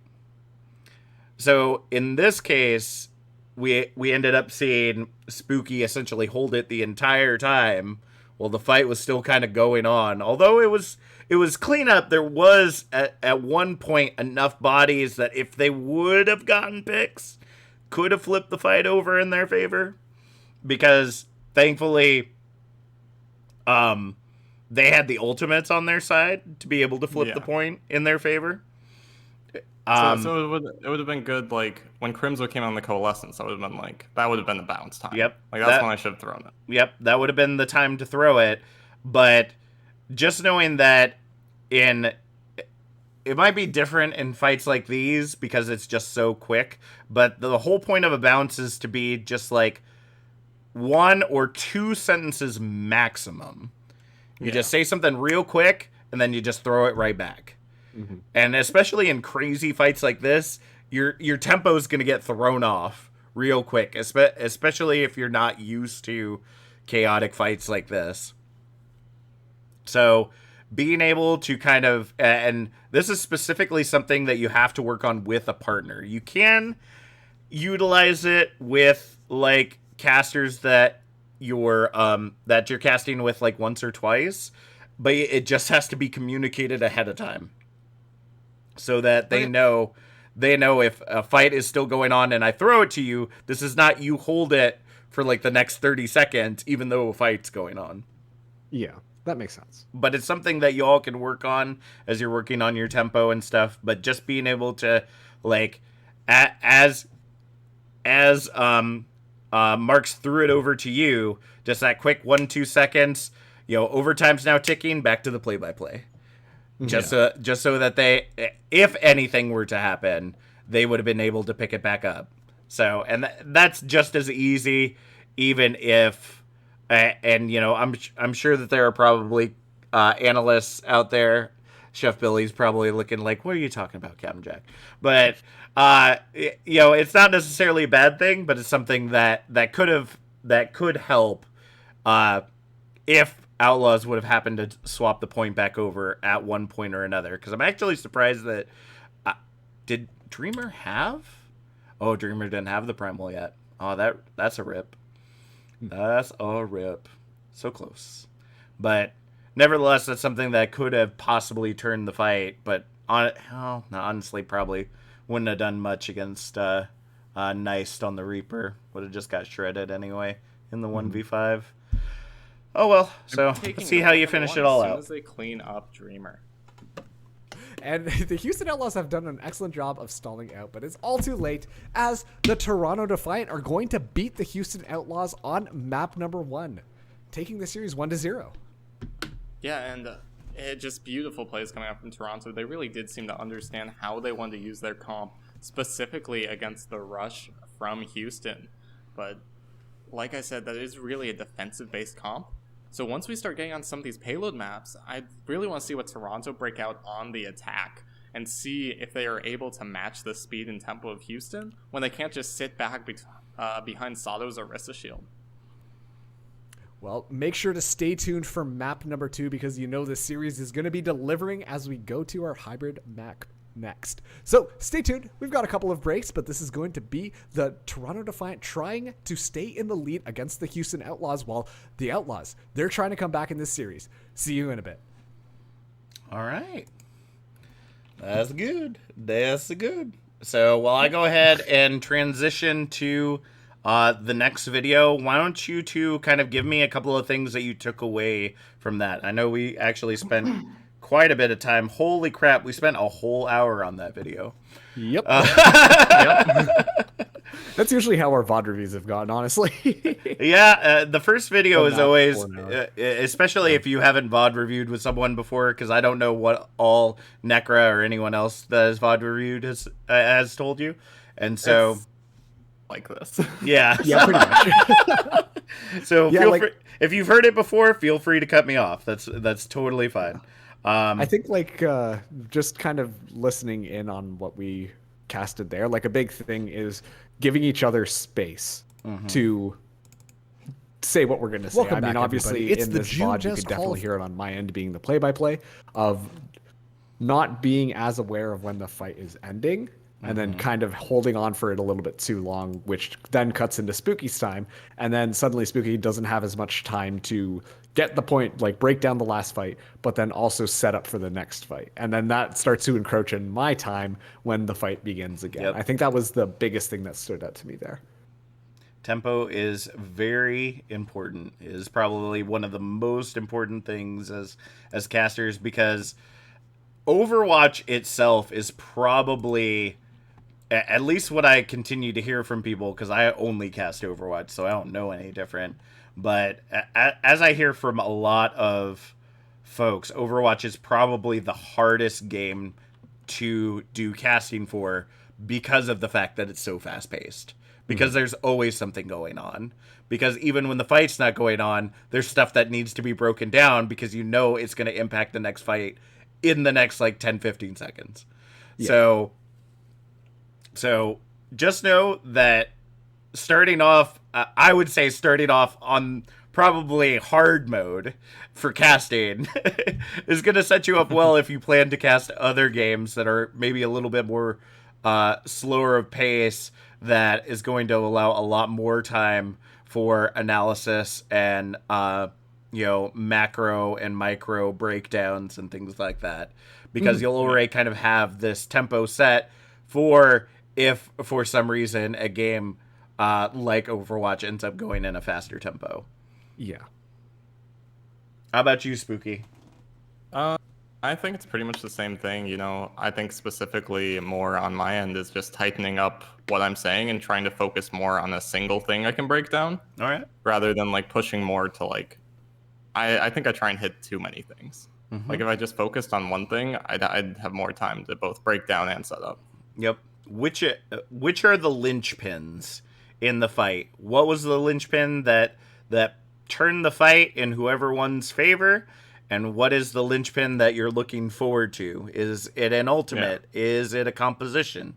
Those are all things that, as the analyst, you're kind of looking at and trying to put together on the fly. And as you practice and as you get better with kind of the tempo and the rotation of the game, as metas change and you get familiar with teams, all those things add into the experience that allows you to make those kind of quick, obviously the pick wasn't the best choice here. Ended up really hurting the Outlaws. And then in the end, Defiant, they have this entire ult bank. Outlaws are going to have a really hard time pushing into this. Mm-hmm. And that's how you get to that very quickly, very straightforwardly, be able to break it down in like 10-15 seconds. So we're going to be heading to Rialto next. So let's go ahead and see what we've got going on. I do want to give a little bit of love to whoever's watching, because for some reason, I guess I don't have the box that looks at my stats right now. So if you're here, thanks for being here. Really appreciate you being here. Just say hello, or let me know if there's anything that you're learning or anything that you'd like to ask a question about. We're all here to learn. So feel free to let us know. So let's go ahead and get this one started. I'm not going to comment nearly as much on this video because again, we've already gone an hour in. So I'm just going to kind of let it play out, make some comments kind of along the way, and if there's a place that you all want to stop at, let me know and we'll stop. Sounds good. Yeah. Welcome back, everybody. It's the June Jest qualifiers for the Overwatch League. We've got the Toronto Defiant against the Houston Outlaws, and the Toronto Defiant right now, they're leading 1-0. Unfortunately, they have a couple of absences from their main lineup, but they were able to pick up a Spire, who's going to be sitting on this Widowmaker on the defense first on Rialto. Yeah, and Aspire's been doing such a great job on this hit scan. You can barely really notice a difference in quality. The only thing that you're really nervous about is potentially, team synergy, having him so late in the game. But still, so far it hasn't been noticeable, and he's been doing a great job. But let's see if they can continue the momentum against Houston Outlaws. We're going to see dueling double shield comps. The only real difference here is Aspire on that Widow. He's going to have the range on Happy, but maybe not quite the consistent damage. And there's going to be a lot of pressure on him to actually get that first pick. And you can already see Dante is just putting in damage for the backline of the Toronto Defiant, but he's kind of looking for a Spire, actually, as he's looking around. He is going to get that pocket from Jake, making that Echo a lot more dangerous. Yeah, Dante wants to be on the flanks. He wants to find someone he can dive on, be it Aspire, Lastro, or Onsoon J. But Aspire's deep back. He's scared of Dante diving on him, and he just wants a free shooting range. He's trying to get Happy, doesn't quite find him. but he's getting pressured down quite a bit. And the problem with playing this deep is it's hard to get heals. Ansunjae has to dive back to heal him up. Yeah, and you can already see the Toronto Defiant are falling pretty low. It looks like the Houston Outlaws have the positional advantage as they've got a little bit of a split coming out from their DPS as well as their main tanks. But that's going to be the amplification matrix coming out from both sides, but Nice is going to find Crimzo. Now the Defiant are on the attack. They're able to take out Piggy. Dante, meanwhile, taking out Lastro, but Nice... with that duplicate, he's just looking for a little flux now, you know? Raise some rocks up into the air. Ansunjae as well. I'm not quite sure where he was, potentially trying to res Lastro, but now there are no supports on the side of the Toronto Defiant, and Dante trying to capitalize on this. Just gets out of the way of Nice's beam. But Houston should want to push forward here, you know? You see Toronto just backing up because they have no one alive. Let's see if Jay can get that res, if that pick is actually going to matter. It looks like it will. So there's a 5v6 now. I want to see Toronto push forward. Yeah, you can see the Houston Outlaws are backing up, but that's going to be the Flux coming in. Happy, though, able to use his Deadeye to take out Michelle. Now Ansunjae gets the res onto Michelle just couple to bring late him back throws into there, the fight. but the this tempo's looks kind like of the Houston reset Outlaws now. are going to have the positional advantage as Jonggu is going to be dropping down the Supercharger. Now, it's just Aspire trying to trade blows with Happy on this McCree, but that pocket is just too powerful as... Oh, Piggy. Okay, that's fine. You can just get a 2K with your Flux. Now, that's point number 1 for the Houston Outlaws. Yeah, they just roll forward. You know, Aspire finally gets that pick on the Happy, but gets taken down by Dante, and it just doesn't seem like, you know, there's enough pressure on the front line. It almost feels like it's just Sato and Michelle standing on their own. Lastro just in a panic trying to keep them both up as Houston Outlaws just push forward. Aspire is playing so far back, I'm not sure he's actually... unless he gets a pick, he's just kind of committing his team to kind of a 5v6. You know, Happy or Dante check him a little bit, and then they just go back to pounding in the front line. But that's a little redemption kill right there coming out from the DPS for Toronto Defiant. Now we see Aspire on this Hanzo, and the one good thing about Hanzo Good is job his covering one-pick the Hanzo potential. that was Besides, of course, missed. beaming down the shields, and that's going to be a good move that for the could be Toronto important Defiant. We see the going Supercharger get against dropped down, but that's going to be met going with against an Dante Echo. using the duplicate onto the Orisa to try and generate one of his own. But once again, now Nice is on the Orisa. This looks like it's pure donkey warfare here. Let's see which Superchargers are going to be Nice. available for each teams, but it looks like the Houston Outlaws are able to get the advantage here as Dante now is just trying to fight Nice, but it looks like it's all too late because the Houston Outlaws, they're already at point number 2 essentially. Yeah, there's just no point pressure from the side of Toronto Defiant, and they don't even touch. You've got to be kidding me. They get it. Houston Woof. managed And they to won the get team fight. cap here, and it's just it's so disappointing. That is the definition of a C9 in a winnable fight. You lose the point. Houston managing to cap there, and you know Toronto have got to be kicking themselves over that one. They have so many ults. They could have held for so long. I mean, the Gravitic Flux, the Amplification Matrix, these are strong ults on this second point. They could have done so much. And maybe they can hold it together here, but there's a reason you don't see teams hold this far forward on this point of Rialto. It's just not the same. You don't have that defensive architecture like you might want it. I don't know about you, but the Toronto Defiant looked a little bit angry, and they still kind of do. Happy able to take Michelle out of the air, immediately canceling that Flux. That's the second time Happy has been able to cancel the Flux from Michelle. What an amazing hit scan McCree coming in here, able to find the pick. And with the Supercharger, this is just going to be the Houston Outlaws moving forward once again. Dante using his duplicate on the Orisa as well, trying to charge up yet another Supercharger, because that's just going to be so much damage. As Dante moves forward, he is just all about positioning right now, right here, dropping down a second Supercharger and his shield just to give the Outlaws even more room to move up. And the Defiant are kind of stuck in their spawn. They're scared to peek out without their main tanks because it's going to be just so much damage. Yeah, Held and way they got too torn apart long. because they were forced to retreat in a losing fight. That's why you don't hold that far forward. But now Crimzo coming up with 2, and then Happy being taken down. It's a 5v4 for Houston Outlaws, but someone needs to touch. You cannot see... I'm not saying you cursed them or you did something, smart. You might have done something. That's going to be 2 C9s in a row. that hurts. As a caster, I feel that so hard. That hurts so bad. Like I could feel that sigh in my soul. Again, You can hear our disappointment. watch Contenders Trials this last time around. There were a lot of map fives, but I don't think we went one day without at least one C9 in both regions. Like it was just like, what the heck is going on here, folks? This is ridiculous. Okay. So I do want to take Mark. some time because I feel like we've kind of broken down a lot of stuff that you need to work on, which is obviously why you're here. But there's a lot of stuff to look at that is great, right? Y'all's energy is pitch perfect for the most part. As a play-by-play, one of the hardest things that I've had to kind of unlearn is taking my 5 to 10 down to a 1 to 5 when it's called for. So, you know, I'm a pretty bolsterous guy. I get really excited very easily because I got dad brain, and so a lot of times I'll wear myself out because I'm casting at a 10 when really I should be casting at like a 3. I'm making the fight seem a lot more exciting than it is, and you all don't seem to have a lot of that issue, which is great.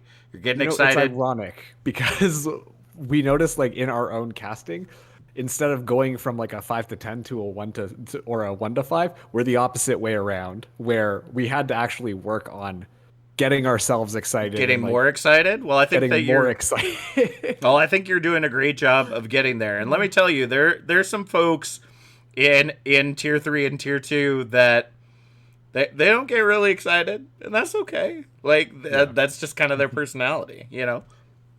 So you know, don't be afraid to let it out full force, especially when the fight gets crazy. But definitely measure that tempered. Like you have the tempo between you and your analyst, and then as the play-by-play, you have the tempo of the fight as well. So kind of starting out low, kind of building it up. You see the engage first pick comes in, and then you kind of bring it back down. Like if nothing's coming in, or they're kind of backing off, or maybe the fight re-engages, self-destruct goes in, EMP 5-man bomb, you know. And so kind of being able to measure that like ebb and flow of the fight as a play-by-play is something I know I'm having to work on a lot, but I think you're doing a great job of kind of working that in. And as the analyst, Spooky, don't be afraid to make comments. I know that you've made a couple along the way, but especially in those fights that go a little bit longer, throwing in like a word or two to just kind of amplify what's already being talked about or point out something that might be missed is totally okay too. Like y'all, I actually think I think I'm kind of sleepy during this cast because we've all He's had usually some the one with live, the like, one-liners. Yeah, we've had some live like map 5s where my voice is like hoarse. Like I'm not even doing play-by-play, but I'm just like yelling like Yep. between. Yeah. so I don't know. It's just like it was kind of a late night vodcast. It's Yep. So the one But- thing that I will say that every caster should do is vocal warm-ups. Play-by-play, analyst, host, don't care who you are, always do vocal warm-ups ahead of time. Because if you don't, your voice is going to be raspy by the time you get to Yeah. map 5 because you have not warmed it up to be punished. as someone like I was an actor and choir kid all through high school. You know, I love to sing, I love to do theater, and vocal warm-ups are absolutely huge in casting too because it gets you and your body ready. And you know, on top of that, it's all about the positioning of your body, like sitting up straight in your chair. If you don't have a standing desk, if you have a standing desk, please use your standing desk. I'm so jealous of casters that have standing desks because I want to stand so bad. Because you know, as I'm sitting up for a long period of time, sometimes I forget, and then like my diaphragm goes down, and then my casting goes down. So, you know, utilize the tools that you have available to you, and the more prep work you can do, the better. But you two have a lot of great synergy together, which is great for a duo that's only been working together for about a month. That's well, really. we've known each other for about 7 years. So Oh, that also okay. helps. So never mind. Like y'all got that in the bag then. Never So mind, you're saying me shit. you got it. You got it then. So This is what you got for 7 years. Come on, man. oh man. So the synergy is good. The energy is good. Um, you know, as a play-by-play, going, trying to avoid kill feed reading as much as you can. It Yeah. seems like you're doing a great job of kind of weaving the narrative. Like you said, there are a couple times where you're just kind of like, and this happened, and that happened, and this happened, and that happened, and just kind of like playing connect the dots rather than more so telling an eloquent story of what's going on. But again, that's one thing that comes with practice, being able Yeah. to kind of weave everything together. And I see you doing that a couple times, so I know it's there. Just needs to be brought up to the next level as you get more experience. So no worries on that as well. So anything that you all want to note on that you saw during that round, or that you'd like me to go back to? Not specifically during this round. I think this was again kind of weird for us. Like I think I really took like too much of the reins, and that was kind of like my own like bias kind of kicking in. Like I remember when they lost second point, I was like, this fight doesn't matter. They're going to lose. I can run with this. Yep. And I don't think like I think that's still true, but I don't think it's not something the viewers really understand, and I'm still kind of stepping on Marx's toes. So I think one thing that's important to note, especially because we're looking at Owlcasters, right? So we can be a little bit more critical of them because they get paid to do this. They're supposed to be the best at their craft. All right, like that's just the way that it is. But your regular casting is going to be tier 4, tier 3 people that are volunteering to do this just to have fun. Yeah. So really focusing a lot more on the positives, things that instead of kind of putting it in a like they're eventually going to lose this point, maybe more so, okay, Defiant are at a good point that they were able to kind of fight back, but Houston now has the spawn advantage. So if they to be smart in their positioning, they really need to pull back and give up some space to the Outlaws so that they can do that. So really kind of crafting your wording so that it's a lot more what can they take advantage of vice what is their deficit. There are going to be times for that. I will tell you that. The one that I remember a lot of, I forget. 2C9s count? No, well, 2C9s are definitely an oof right there. I will give you that one. But when it comes to being critical, if you see something that's happening over and over and over again, the one that I remember a lot is the first time that I cast with Chef Billy. We had, I forget which teams were facing one another, but the team's Ana would constantly sand the nano on the Echo player. Mm-hmm. The Echo would get 0 to maybe 20% value, and then the tank line dies. Yeah. And it happened so many times that we were finally like, okay, like, you gotta stop doing that.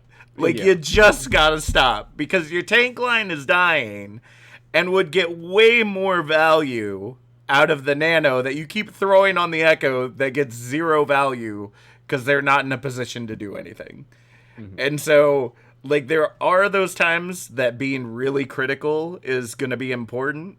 But most of the time, you really want to be looking at how can I spin this into a positive? How can I make it so that, okay, they misstepped. Let's see if they can bring it back. Yeah. Kind of thing. So, Yeah. That's fair. anything Focus else on that the y'all positives. want to talk about? Yep. Marks, you got anything? I feel like there were a couple points during this map, or like I guess like this round, where it felt a little bit more like messier. But I'm noticing like we're good at that reset. Like, it came up a couple times, I think. But essentially, when I was stepping on Spooky's toes, or Spooky was stepping on my toes, and then we're in the middle of a team fight, and then I get thrown it. Like we recover back and we kind of pull ourselves back together every single team fight, which I think is pretty good. And that's something that's really important, right? You want to be making sure that you're, you're able to kind of bring that back Because there are some casters out there that they get kind of petty with their time. So if the other caster steps on their toes, thankfully you don't see it at the very high levels, but sometimes in tier 4 and 3 I'll see this, where if the caster's a little petty that their toes get stepped on, they'll just try to steal even more time back, and then the tempo gets completely thrown off. So the fact that y'all are recognizing that early and making sure that, okay, you took time, but I'm going to try to reset the tempo, and being able to share that responsibility, that's working out really well in your favor for when those slips happen, because they will happen. Like, even the best casters slip up on their tempo. So being able to recognize that and being able to reset it as quickly as possible works out really well. Anything else? I think my last thing is that for me and Marks, I think this is one of our worst casts that we've had in a while, and I'm really excited to do the actual practice. Really? Like, I've got some energy now. I'm like ready to get into it. Yeah. I also agree. This felt messy to me as well. Like overall. I mean, I feel like y'all are doing relatively well, because we are still taking into account you've only been doing this for a month. It is not going to be perfect. I have been doing this 3 years, and it is still not perfect. All right, like, you don't.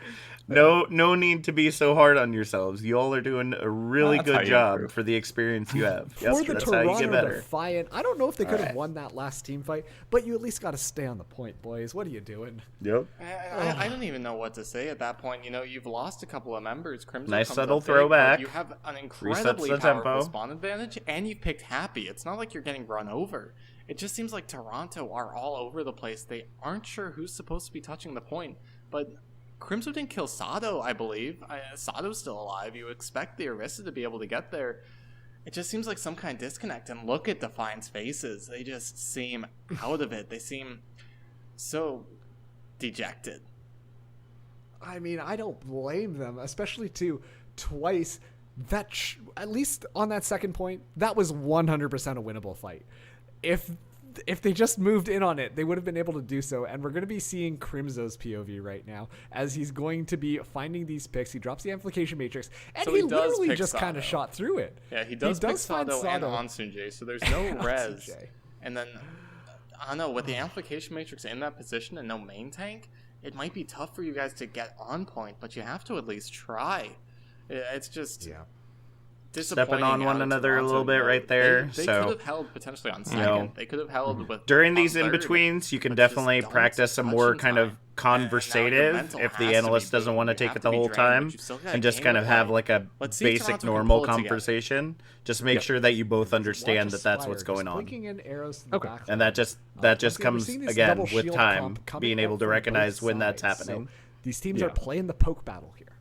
Yeah, they're almost the exact same compositions. The only difference is Aspire on that Hanzo going to be a little bit more shield pressure than Happy, and that one pick potential, but maybe not quite the consistent damage. And it's not going to be as good contesting Dante in the sky.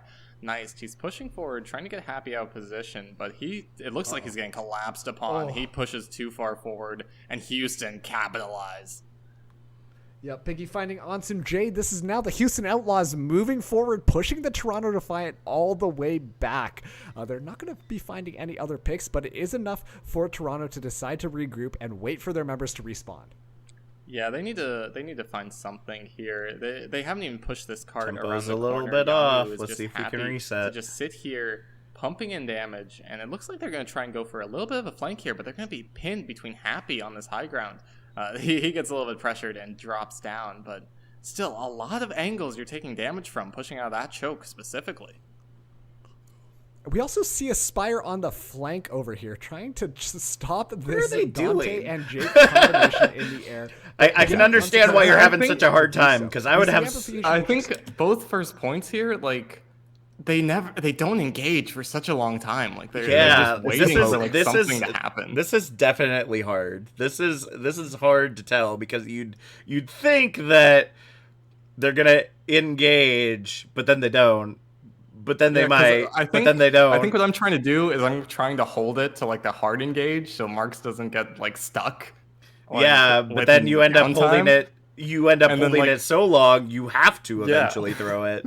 So, one thing to work on for fights like these, because they will happen, is just make it more conversative. If you see something like this going on, and you know that it's just going to kind of be back and forth. Just kind of make a little bit of a conversation of it. You say a couple sentences, Spooky says a couple sentences, and you just kind of go back and forth until a fight really breaks out. Like, that's definitive enough that you can actually make an impact, because this is so messy. You see the flanks coming out from Houston. They're, one of the DPS is constantly trying to get behind, gets picked off early. The fight ends because Houston pulls back, and then it's a poke battle again because they're trying to rotate on the outside, and like it's so messy because there's not a clear engage. It doesn't seem to be, or sorry, Defiant rather. There doesn't seem to be one person that Defiant is trying to focus on. They're just trying to focus on getting there. Yeah. And somebody's getting taken out in the process, which is screwing up their momentum. So it's trickling in. Yeah. Yeah. I think what I think we should have focused on, Marks, just for if something like this is happening, like I think our conversation can definitely be focused around ults and what's coming online and using that as like a an actual engage tool. Like if they're not happy to engage in the neutral, like focus on Amp Matrix, focus on Flux. Yeah. Those are going to be the engagements, yeah. Because surprisingly, despite the fact that this poke battle has gone on for God knows how long, Lastro did get window before Crimzo. Or I think this might be after Crimzo. I don't know. The fight's been going on. The fight's been poking back and forth for so long. I'm not for certain. But so having an ult online means that Defiant is at least getting some kind of value out of it. But the question is is this the moment that they're actually going to make something happen? So let's see. Comeback from Lastro. Now Happy on the flank. The Toronto Defiant. Oh my god. Happy. He's got to be happy about that one. Let's see. Okay, Aspire is going to trade that out, and Ansunjay is going to get the res onto Neist, making that okay. But Piggy using his Flux, he's not taken out of the air, much like the Houston Outlaws were able to do to the Toronto Defiant. But Aspire, he's just looking for some picks. He sees Crimzo, and he's going to take Crimzo out for a dip. Now the Toronto Defiant are going to be able to push forward as he finds Happy as well. Aspire, decided to show up, finding Dante again. He's single-handedly winning these team fights. Yeah, he's finally coming alive, and you need to see this because he was so quiet for the opening 2 minutes. So again, trickle fights. Feel free to throw. Comboing this Dragon Strike with Sado's halt could really just end the team fight here and get them first point. But Houston, they at least are going to touch the point. They have learned from Toronto's mistakes, and that's going to be a Dragon Strike coming through. Not able to find anybody.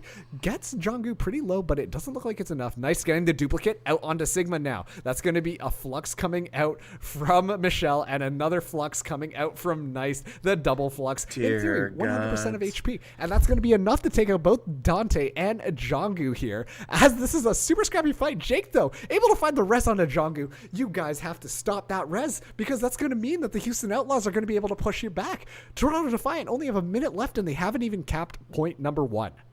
Yeah, but it's so hard to do, By the time Nice pops his duplicate, Aspire's that's one of those moments that the bounce could be really useful.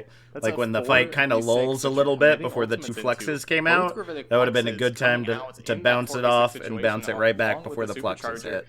Now Toronto have nothing. They have to dry push this into a supercharger from Jonggu and a duplicate from Dante. And they have to move fast because they have to get these ults out.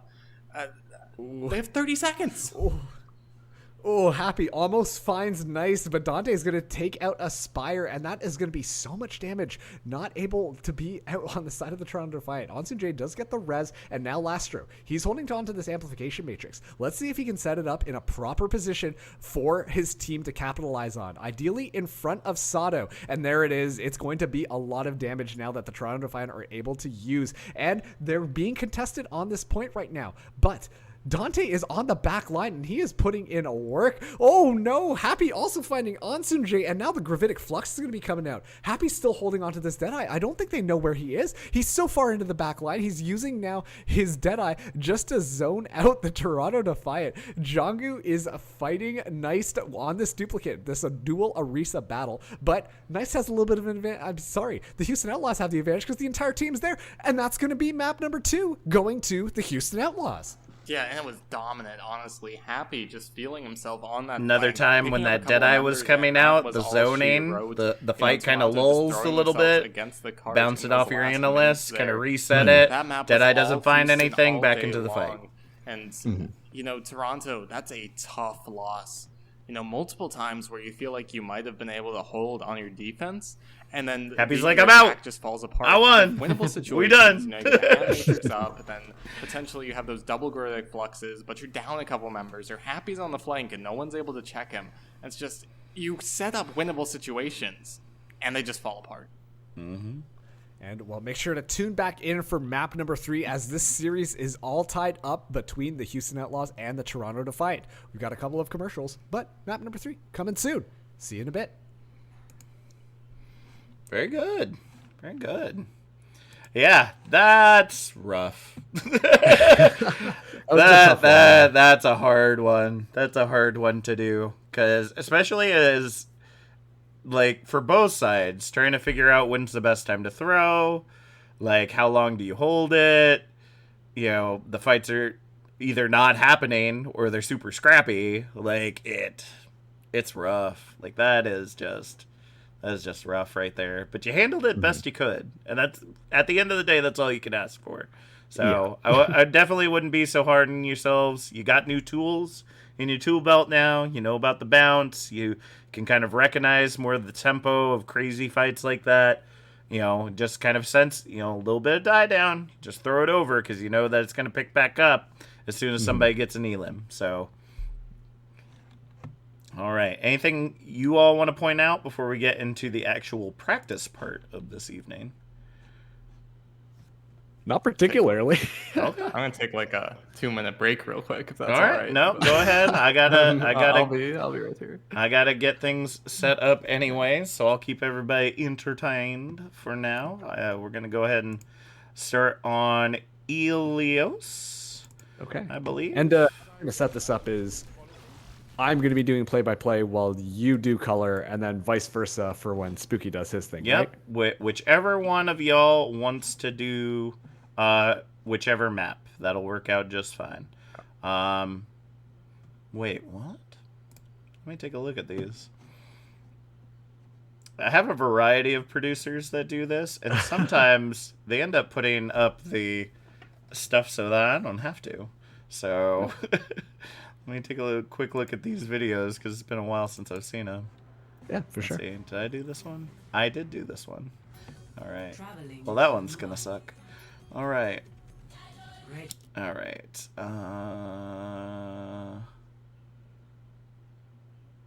Okay, so I've got that for this next one. I'll go ahead and set that one up. So, Sure. How's it going out there, folks? Hope you're having a good time. Hope you're learning a little bit as we get this going on. I'm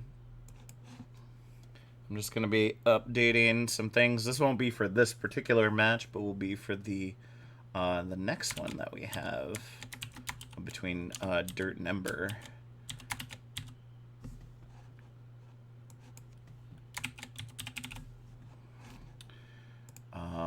But nevertheless, want to remind y'all, thank you so much for being here. We do a lot more than just casting stuff here. So if you want, be sure to hit that heart, punch that bell, join the family. Always appreciate people that join the family. Like Mark's over here. Appreciate you joining the family as we get started. We do a lot of fun stuff here in the Jack fam. I actually have a maid stream coming up here in the near future that I owe people. So I'll definitely have to get on that, so you can definitely enjoy that. But we're going to be doing lots of other fun stuff in the near future with just new opportunities that are opening up. So let's go ahead and get these logos in here. Hello. All right. I've returned. Welcome back. Return. Glad to have you here. All right. So let me get this final logo in here for the next map. There we go. And we update. Bada boom, bada bing. Beautiful. But we won't have to worry about that as we head into Helios. All Because right, where I already had open. I guess I don't. There we go. All right. So who wants to go first? Is this Ilios control, right? Yup. This Is is it this okay? is my time to shine, buddy. Oh, I was just gonna say I wanted to take it because I wanted to work control? at tightening up. Yeah, control, but I it was seems gonna. like controls are weakest overall. So Honestly, No, I wanna. honestly, it's the team's weakest that play it. It's the caster's weakest because of how fast it is. So yeah. whichever of I you, just wanna you both tighten have up things like my to. analysis. Okay, that'll I think work this out. is the best place to do it. Sounds good. All right, so we'll go ahead and start off with Spooky. Let me go ahead and get the setup so that you can actually see what's going on. Yeah, That would be and, helpful. There we go. And as a little note before we get started, if I don't know if there will be a situation control here, but if you ever want to bounce to me, Mm-hmm. if you could end like your sentence or statement with my name just saying spooky, Okay. would be great for me. No problem. I can definitely do that. Like All right. I'm like Let's go ahead and get into this. We have Dirt versus Infrared in their matchup during Season 6. I want to say this was week 1. Was this? This actually might have been quarterfinals, if I remember correctly. Dirt is one of our magical teams that do absolutely horrid during the season, but they do well enough to get into playoffs. And then they absolutely stomp like up to semifinals or finals. And it's just like, huh? Like, what's going on here? Like, taking on like first or second seed teams and just wiping the floor with them. And it's like, what is this? What is going on here? Hero lineup. 2 seasons in a row they've done that. 2 seasons in a row they've done that. And it's just, it continues to be surprising. So, all right, folks. We're going to go ahead and get started here on Helios. It looks like we're going to be starting off, I believe, on the Lighthouse to get things started off. And team composition looking really interesting here. Yeah, I'm excited to see what's going to come out from these teams. You know, Infrared, they look like they're on that standard rush comp. They've got the sim, maybe just to help them get out of point, or get out of spawn, rather. But you're not sure, right? You know, he might swap off. On the other side, Dirt, they're some kind of dive-ish comp with a Zen Lucio. They're going to swap over to the Mercy. That makes sense. But this Infrared have to go fast to the point? Nope. Go ahead. Keep going. Okay. Infrared want to go fast to the point here and just deny Dirt the value of anyone to dive on. All right. I forgot to do the team breakdown before we got started, which is something as casters you should always do. If you have like team sheets ahead of time that you can look at and see all the players' names, first off, know that they're probably not going to play on those accounts because it always happens to somebody. Okay. Always happens. So be prepared for that. But we'll go through it. So for Infrared, we have Billy Got, Shromo, Karibo, Fredmaster, Vila, and Intact. For Dirt, we have Poussey, Dragon, Dragnov, Jack, Tasty, and Truth. And you gotta love how they have support DPS tank, support tank. Oh yeah, this when beautiful, isn't it? Remember these are these are matches that weren't streamed, so Okay. they do their own thing. They don't have to follow the rules of the featured matches when they're on their own, which means we just gotta deal with it. So That makes sense. yeah. As you can see, Infrared's ready, but Dirt's like all over the place. Yeah.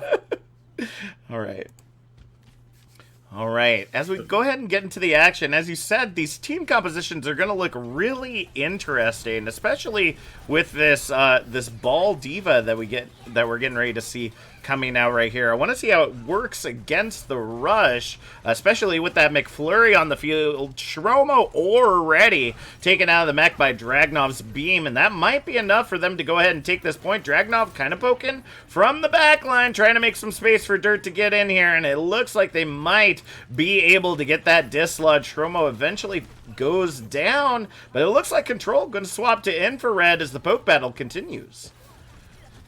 Infrared, they're just so strong on this point, right? But they only have 4 members. Something's got to give.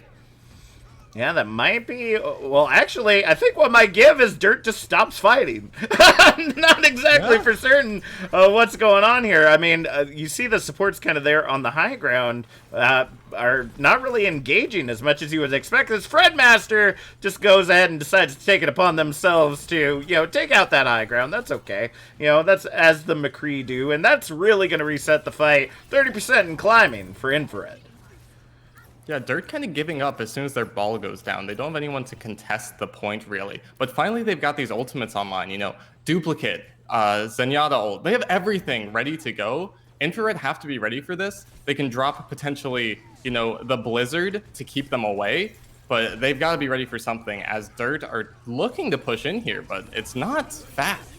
All right, Blizzard getting utilized as a duplicate. Ryan comes out for Dragnov, trying to push their way back in because they're falling incredibly low. And Pussy using that Valkyrie earlier on is probably going to be something they're going to want back for later in this fight. The Shatter comes out, but the follow-up just isn't there. Self-destruct now coming out from Shromo to clear the point, but there ain't nobody there for that either. Minefield looking to trade out. Oh, no! He gets stuck in the rafters! Gets 0 value out of that, and Billy Got just shatters into all of Dirt. That's going to be a nice old cleanup as we head into what could be the final fight for Dirt to take this.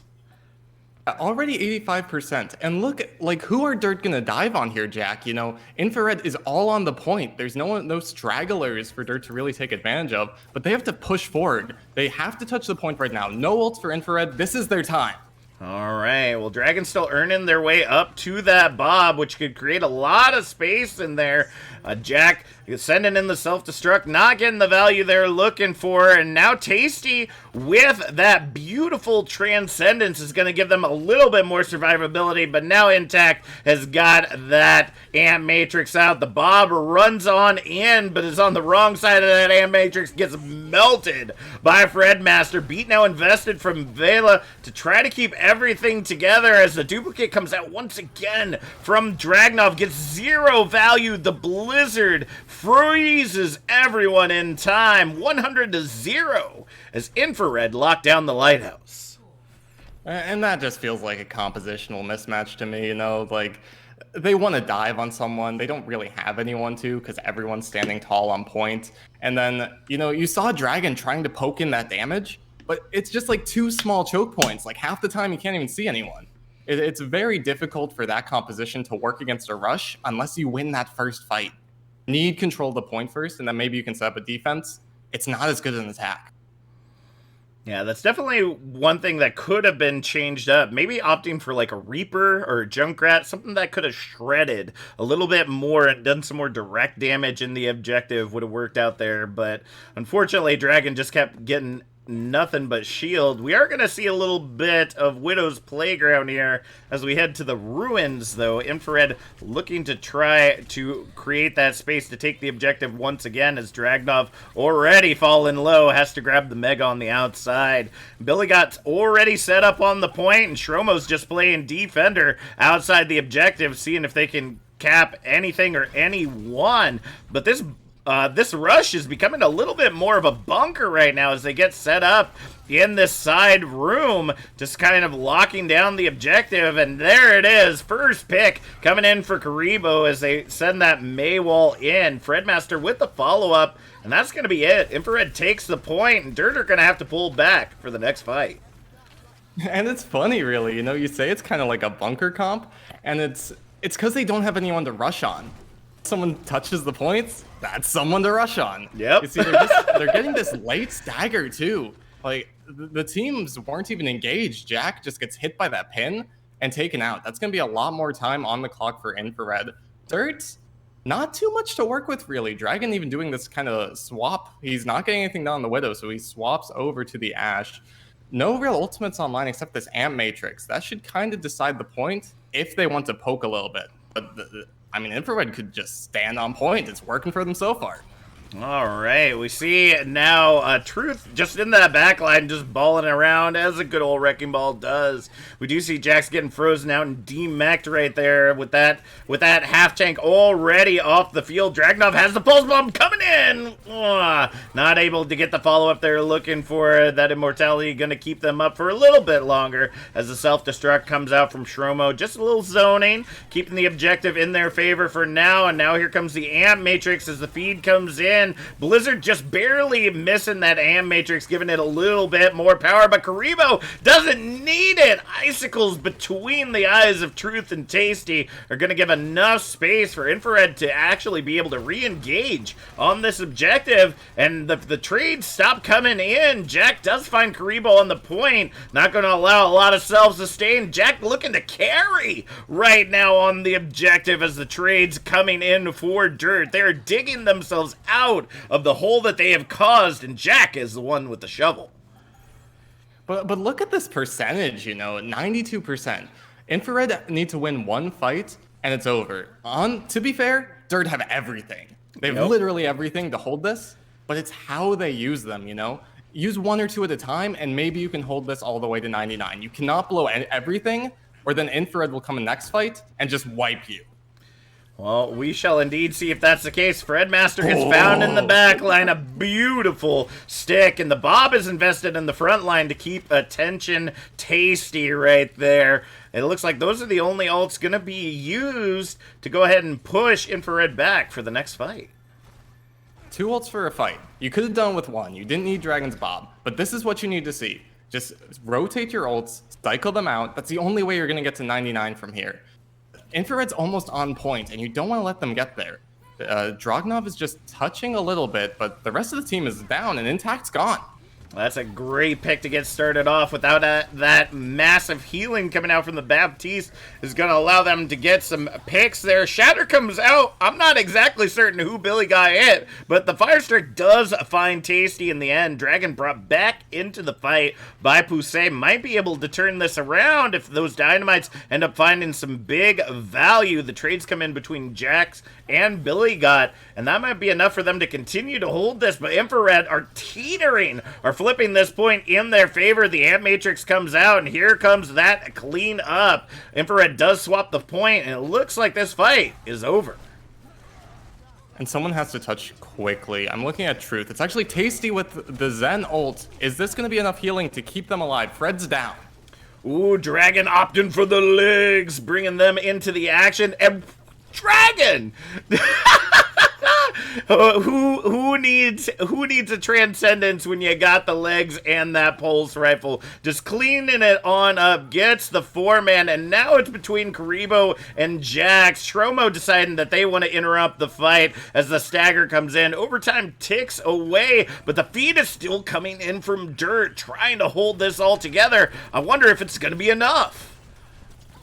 Doesn't look like it. Both teams trading out on point, but so much is going in favor of Infrared. But Truth get a mind kill on Intact. That might be a great way to start things off. Billy got now on the ball themselves to try to flip this in their favor. Yeah. No. Well, it was just a feed fest after that point. There was just nothing that they could do to try to flip that map back in their favor. Yeah, Dragon gets that last pick at the very end there, and so Truth gets a pick, Dragon gets a pick. Maybe you can get there, but you're just not on point. And the whole thing that happened there, Dragon got that 4K, didn't flip Jack because I don't have the name on screen, but Kurimo, I believe, comes back on the Reaper and starts trading it out. Then Dragon, he's got a little bit too much fire, and he himself gets burned as he dies to his own Helix rocket. Very scrappy fight, but just favors whoever's in control because they're the ones who can step off, retreat a little bit, then come back in stronger. Dirt didn't have that advantage. Yeah, that's the unfortunate part. The composition that was really working out for Infrared was, like you said, it was set up for Rush, but it was very bunkery in nature because Dirt just wasn't able to advance and kind of pick someone off because they were all grouped up together. Anytime somebody tried to kind of poke the bear, they ended up getting poked back and sent back to spawn.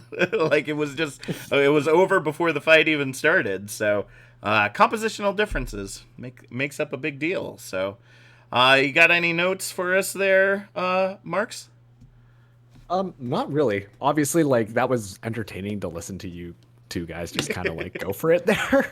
Yeah, I think like same kind of issues were coming up with like our original control thing, where it was like there are those weird moments where it's like, oh, like is the fight over? Is it being extended? What's going on there? But I also I heard think these two comps were like, that's just an issue there. yeah, that's fair. I mean, the bounces sounded fine based on what do you call it, like how it was going. And speaking, I thought you did a good job of throwing it back to Jack, like when you could tell it was just like, is the fight dying down? Not too sure. And then you kind of stepped in, but then as soon as like it was starting to heat up again, you immediately threw it back, which I thought was really good.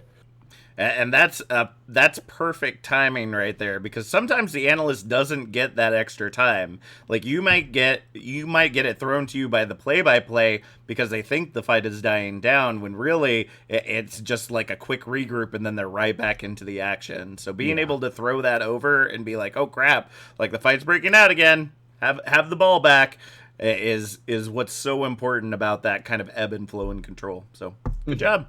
All right, let me go ahead and get set up for the next one here. We've got Dirt versus Ember. I'm going to take the analyst spot this time around, and I apologize because you have to deal with my production, which is Okay. not. I'm excited for it. I'm here for it. Let's get it going. The great thing about when I do observation is that I don't zoom in on players at all. So you get the bird's eye view the entire time. Okay. So you'll at least have that in your favor. Let me go ahead and get this. I wish that there was just like a movie app that I could just open up and I didn't have to constantly be resharing this with you over and over and over again. You could try a VLC player. Yeah, that might be the way to go next time around. Like I try, even if I have them open ahead of time, like it doesn't switch from one video to the other, even though it's the same app. It's so silly. Because with the VLC, what you can do is like if you just drag the file into VLC player, then it'll automatically switch it, which is pretty neat. I'll have to. We'll have to start using that then. All right, there we go. Hey. Yeah, see, I'm not the production guy, so I don't know these things. Fair enough. I don't think about these things. I'm just like, they need to see it. All right, so let's goof around with the buttons and make it happen. All right, so I think we should be good to go. I'll go ahead and let you lead us in. Okay. And welcome everybody. We've got, this is gonna be Dirt versus Embers here on Numbani. Yeah. Sorry, can we also pause and go through the team names quickly? Oh yeah, no problem. So Dirt is on the left because I know that you're not seeing the overlay, and let me actually pull up that overlay for everybody else so that they can see what's going on. I think that should be. Oh, do I have to transition it again? There we go. There we go. Overlays. Beautiful. All right. So we have Truth, Jax, Dragon, Dragnov, Pusey, and Tasty. And they're actually in order this time around. Yeah. Organized. And then you have, for Ember, you have J-Star, Tellum Jakin, Lynn, Polar, Blaze, and Chad. So one thing that as a play-by-play you kind of have to, you might have to take on the chin a little bit if people get upset with you, but you know they don't realize how fast the game goes sometimes. You might have to shorten it. So Tellum is usually what we use for Tellum Jakin. So feel free to use that as you need to. Hopefully teams include that in their player sheet, so you already kind of know nicknames. But nevertheless, we will go with what we got. So and who's starting on defense first? Well, it should be Dirt. Dirt's on the left, Ember's on the right. Okay. All right. Perfect. Okay. You can hit play on that. All right. Let's rock and roll. Okay. So we're going to start out with Dirt on this defense here. And I'm curious to see what Ember wants to do and move out and try and push into Team Dirt here. Well, Dirt, for the last couple of weeks, has been really pushing this metal ball dive composition with the Ball Diva. They're really trying to get this thing to work, and sometimes it does, and sometimes it doesn't. So we're going to see here, Numani is probably one of the best places they can make that happen. Ember going for the rush, opting out of the McFlurry, having Polar on that Tracer. It's going to be able to allow them to get in the back line a little bit more aggressively, maybe take out Tasty or Poussey when they're trying to get healed up or healing up the team. Let's see if they can make it happen. And now we see the Ember. They're pushing into this high ground, and they're going to be receiving a lot of poke damage coming in from Dirt. But so far, they're just trading blows. Nothing too much happening here.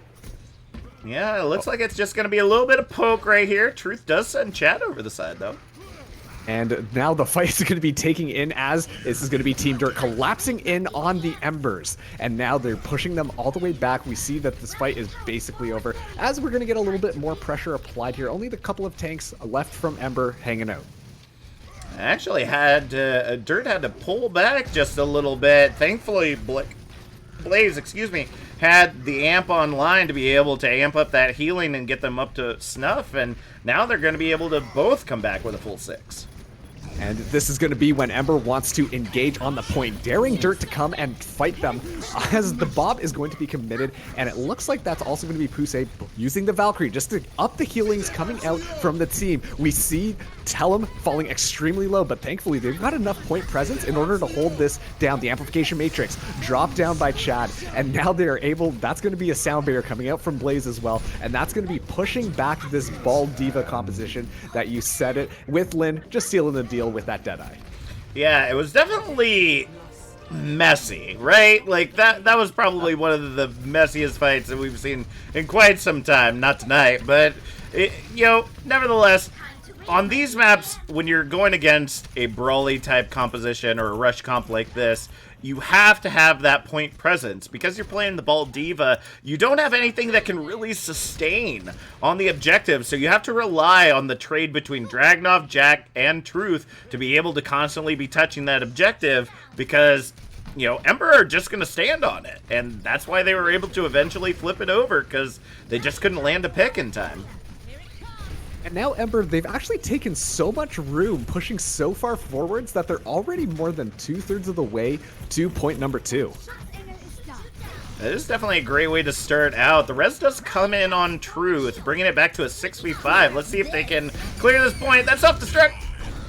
And the self-destruct does find Dragon, and Truth dropping the mines on point, able to push back Blase. And now this is going to be extremely difficult for Ember to try and navigate back onto this cart. They thread on the Amplification Matrix in the back line to try and increase the amount of healing, but a self-destruct is going to go in from Jack to contest it, and it finds Jack, and now this is going to be Dirt just running over the rest of Ember.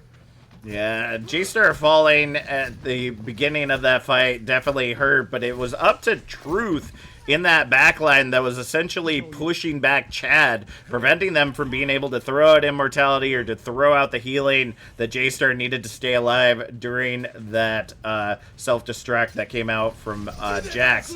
Now the Sand Matrix deleted in. Ooh, and the Truth goes a little bit too deep as he gets taken out by Lynn. Now this Amp Matrix isn't getting as much value as that's actually going to be the Embers moving up behind them. Poussey able to find the res onto Truth, but the high ground goes to Team Ember. If anybody's watched episode 3, they know that that's going to be absolutely deadly for Dirt. And now we just see that they're pushing Dirt all over this place. The rush composition works out just because they can kind of roll forwards as a death ball, and that with the D-Mech onto Jack, that looks like this is going to be Ember pushing Dirt all the way back. Well, it's like you said, somebody might as well give J-Star a shovel, because literally he's pushing Dirt all over the place right now. There's just nothing they can do. You see the Bob fed in right here to try to contest the point, but they just don't have the presence. They need that sustainability, and there we go. They're looking to match the rush now. Dragon and Dragunov swapping over to that McFlurry combo, the McCree and the May, to try to slow this down and lock it down before Objective Charlie. But when you look at the ult percentages going on for both of these teams, you can see that Dirt is going to have a little bit of a tougher time going into this. And as these brawls start to engage, it's going to be up to the Maze to make sure that they're isolating their targets properly. Now the sound barrier coming out from Blaze, saving his Reinhardt in the front here. But this is such a tough corner to push around. The Ant Matrix is successful in pushing them back, but now Dirt's going to respond with one of their own. And now that's going to be Ember. They have to back off because there's just too much pressure coming out from this amplification matrix. We see Ember is completely split off. That's going to be a dead eye, but I doubt it's going to find any value. Now this is such a scrappy fight going on as the DPS are on the team Dirt are able to finally take out Ember, and that's going to be a reset for the Ember. Yeah, and the biggest thing that helped on that was Dragunov on that Mei, who already has Blizzard, just in that singular fight. The difference between Polar and Dragunov right there was just the sustainability on point. Being able to hold that point presence as best as they can. They have that sustainability now, and if Polar doesn't swap over right now, they actually might not get a chance to earn something up that'll be meaningful to push into Point Charlie.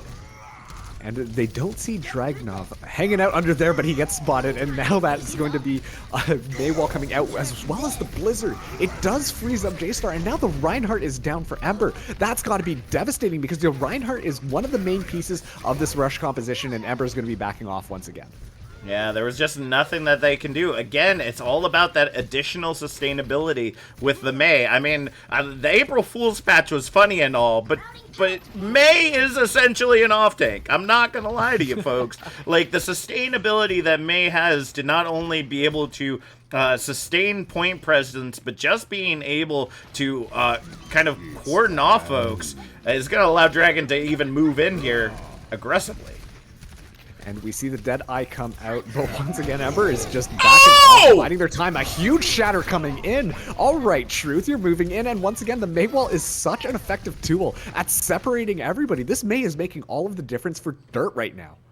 That was a great opener right there. Using the Deadeye not only to zone, but to essentially delete J-Star's shield so Truth could go in and say, "Free Shaddy time!" It was beautiful. So beautiful.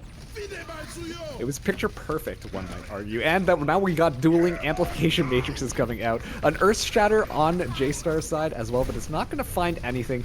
Now, Dirt daring Embers to move forwards as they slowly push this cart. The self-destruct coming into this back line with just Truth flying himself in there.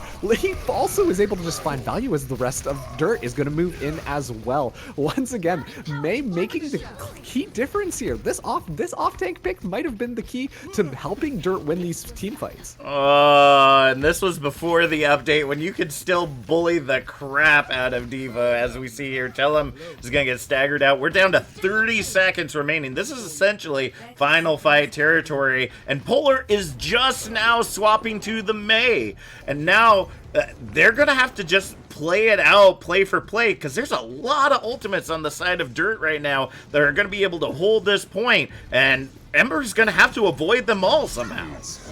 And we see Ember choosing to engage using the High Noon, just holding out on this high ground.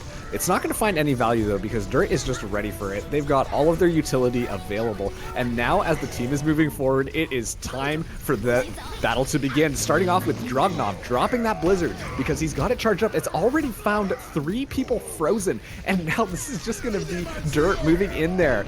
Everybody's using their ultimates, and it's going to be working out because they are in overtime. And with that cleanup, that's going to be Dirt stopping them before point 3. Yeah, Polar refusing to swap off of that Tracer earlier on when Dragunov swapped to the Mei ended up hurting them magnanimously. There was just nothing that they could do against the sustainability that was coming out, because even if Mei falls, you still got a couple of other really tanky folks on that objective. And I mean, just the absolute aggression coming out from Truth right there. Those charges into self-destructs, they can make or break how well a self-destruct goes off. If that immortality wasn't there, Truth actually would have paid off in dividends by helping out with that self-destruct, because you tackled the Rhine. The shield's down, and it is a free ball game for everyone that was behind that shield. But you can end up hurting yourself in the process by getting picked off early if that doesn't get the full value you're looking for. So thankfully, fingers crossed, rabbit's foot, whatever you want to call it, really worked out well for them. The biggest thing that I'm seeing right now is tell him J-Can. Really needed to be eating those blizzards as diva. You gotta be eating, nomming them up. You know, maybe tell him's full. I'm sorry, but you gotta find some room for more, because that's what ended up hurting your attack right there. And if you don't zone out Dragnov, who is now coming in on the Echo and is going to be putting out a lot more power, you're going to end up really hurting yourself and the team because that damage is not being absorbed. And we see as Dirt move out as well. They're on this Wrecking Ball Diva, like you kind of mentioned at the start here. They tend to prefer these divey comps, and you can see that Dragnov picking the Echo is going to support that kind of quick collapse that they want to do onto Ember. Yeah, that really is going to provide them a lot of utility to just kind of do drive-bys here. The hard one to get into this fight is going to be Tasty and Dragon. They got to be able to take that high ground advantage. Otherwise, Dragon and Tasty are not going to get the full value of their characters. And we see Truth immediately goes in and falls on top of Blaze's head, and now this is going to be Dirt just hard engaging on that high ground. They're already down.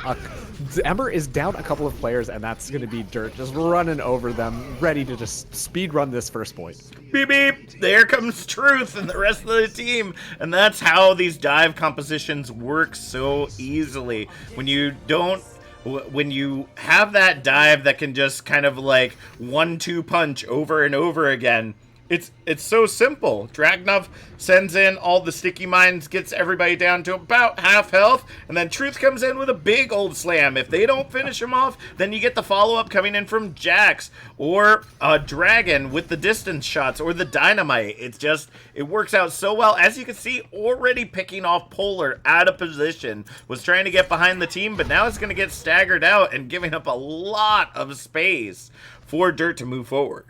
You know, we talked about it last time, how Ember was doing such a good job of making space for them, pushing the cart forwards. But we see that Dirt, they're like, hey, that was pretty cool. We want to do that too. As now they push the cart even more forwards.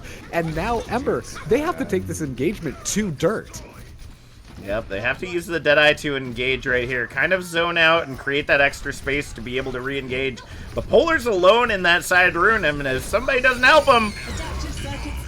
Ooh, but he does find Dragoon, and now we see a duplicate come out. There's going to be another Reinhardt, which means even more Shatter potential. We want to see it as he does find Tellum. It's hard to see, but the Amplification Matrix is coming out as well, just to make sure that Chad is able to keep his team alive. And blows, trades, going back and forth. Bob thrown onto the point just to help stall it out. You can see J-Star is almost confused at where he wants to look right now. But watch out, because Dirt is going to be diving in, and when Dirt dives, they dive hard. Yeah, you can essentially say they have risen from the grave right now, because they are looking to meet the time bank, probably even surpass. I wasn't paying full attention to the exact times for second point, but got to be really close. They now have 5 minutes. They don't even have to push it all the way in. There is one fight separating them from the golden box of victory right now, and with the ultimates they've got in... Ooh, J-Star engaging with a Earth Shatter. It doesn't look like it finds too many, but now this is going to be all of the ultimates coming out from Ember. They're trying to do stuff, but even then, Dragon is able to find Blaze. Blaze just so out of position. It's kicking off this team fight, and suddenly Dirt is back in this fight as they're pushing through. Truth able to take out J-Star, meaning they're able to just push in through Lin, using the Deadeye to zone them back, but it probably isn't going to be enough, because Dirt moving in right now. Blaze using the sound barrier, trying to keep his team healthy. They have the respawners advantage here, so if they can stall this out for as long as possible, then this is going to favor them. Meanwhile, Dirt, they have to push forwards here, but it looks like they're actually going to be disengaging. Yeah, that's a great time to be doing it. And the bomb does go in, though, to try to restart the fight, and it's paying off dividends. Oh man, the kill feed is just lighting up all Dirt all day, as the Ember don't have anybody to even come in and touch this point. That's going to be a self-destruct, but it's all done. That's going to be Dirt winning against Ember.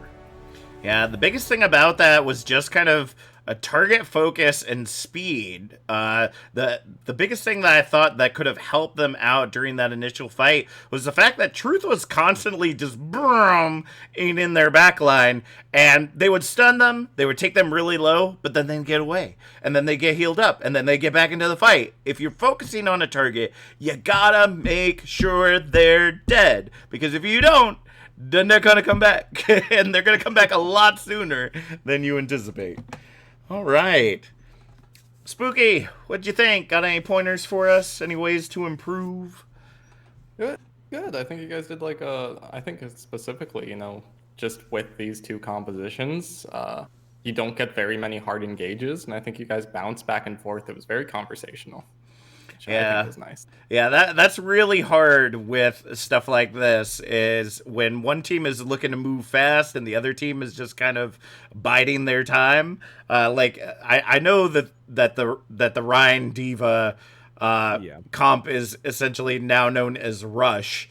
It's not very rushy, though, if everybody is literally moving twice as fast around you. If there's no one to rush on. Yeah, there's nobody. There's nobody to take out there. And this was these VoDs are back in a time where the meta was still kind of being figured out, where we were getting kind of to this sense of like equilibrium, where these various comps, if they're not utilized correctly, could definitely make or break how things worked out. And we saw that, right, with the rush, or with the Rhine Diva rush, that could have worked out for them, but the target focus wasn't there. When they hooked onto someone, they hooked onto them just long enough to take them low, but then they got away. And that literally made and broke those continuous fights that went on during Dirt's attack.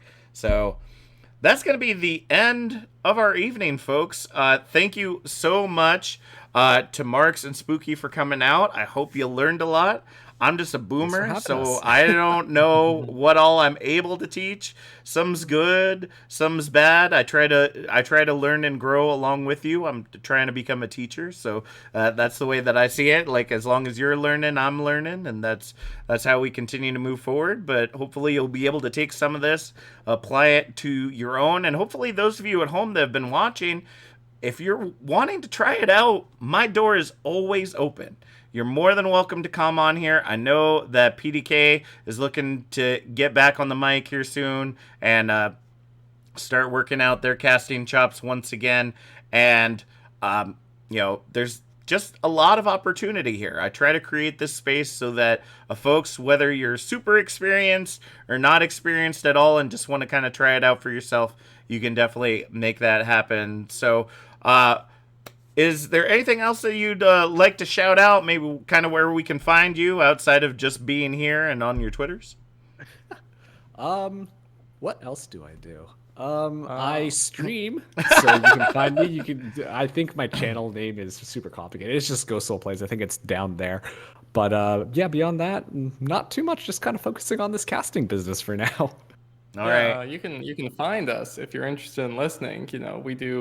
We cast for the Owlet tournament, OWLET, where we hop around there. We've casted a few of the Ignited matches, which I don't even remember their Twitch, but we're new Ignited. There. Don't blame us It's for that Ignited. one. It's Ignited GG, if I remember correctly. Ignited.gg. Yeah. If you watch either Ignited or Owlet, you might find us hopping around there, spitting something on the mic. And also now Baywatch. You might find us. We're all over the place these days. Yeah, you never know the way things are going. Hot tub might be involved. Got to get the views somehow. Exactly. So, I'm feeling that. That's now part of the housing the housing search for me is like, can I put a hot tub near my setup? Is there a way for me to do that in my house? So, I'm gonna go ahead and take a quick second of everybody's time while we go ahead and wrap things up to go ahead and see if we can find somebody to raid right now. Again, want to remind you all that we are looking to come back. I'm looking to come back and do some more on the channel, have some more fun with y'all. And actually, it looks like we got some Overwatch going on. So I'm going to go ahead and send y'all on over to Lone Star Vanguard. If I could actually type any of this. It's always the hardest part.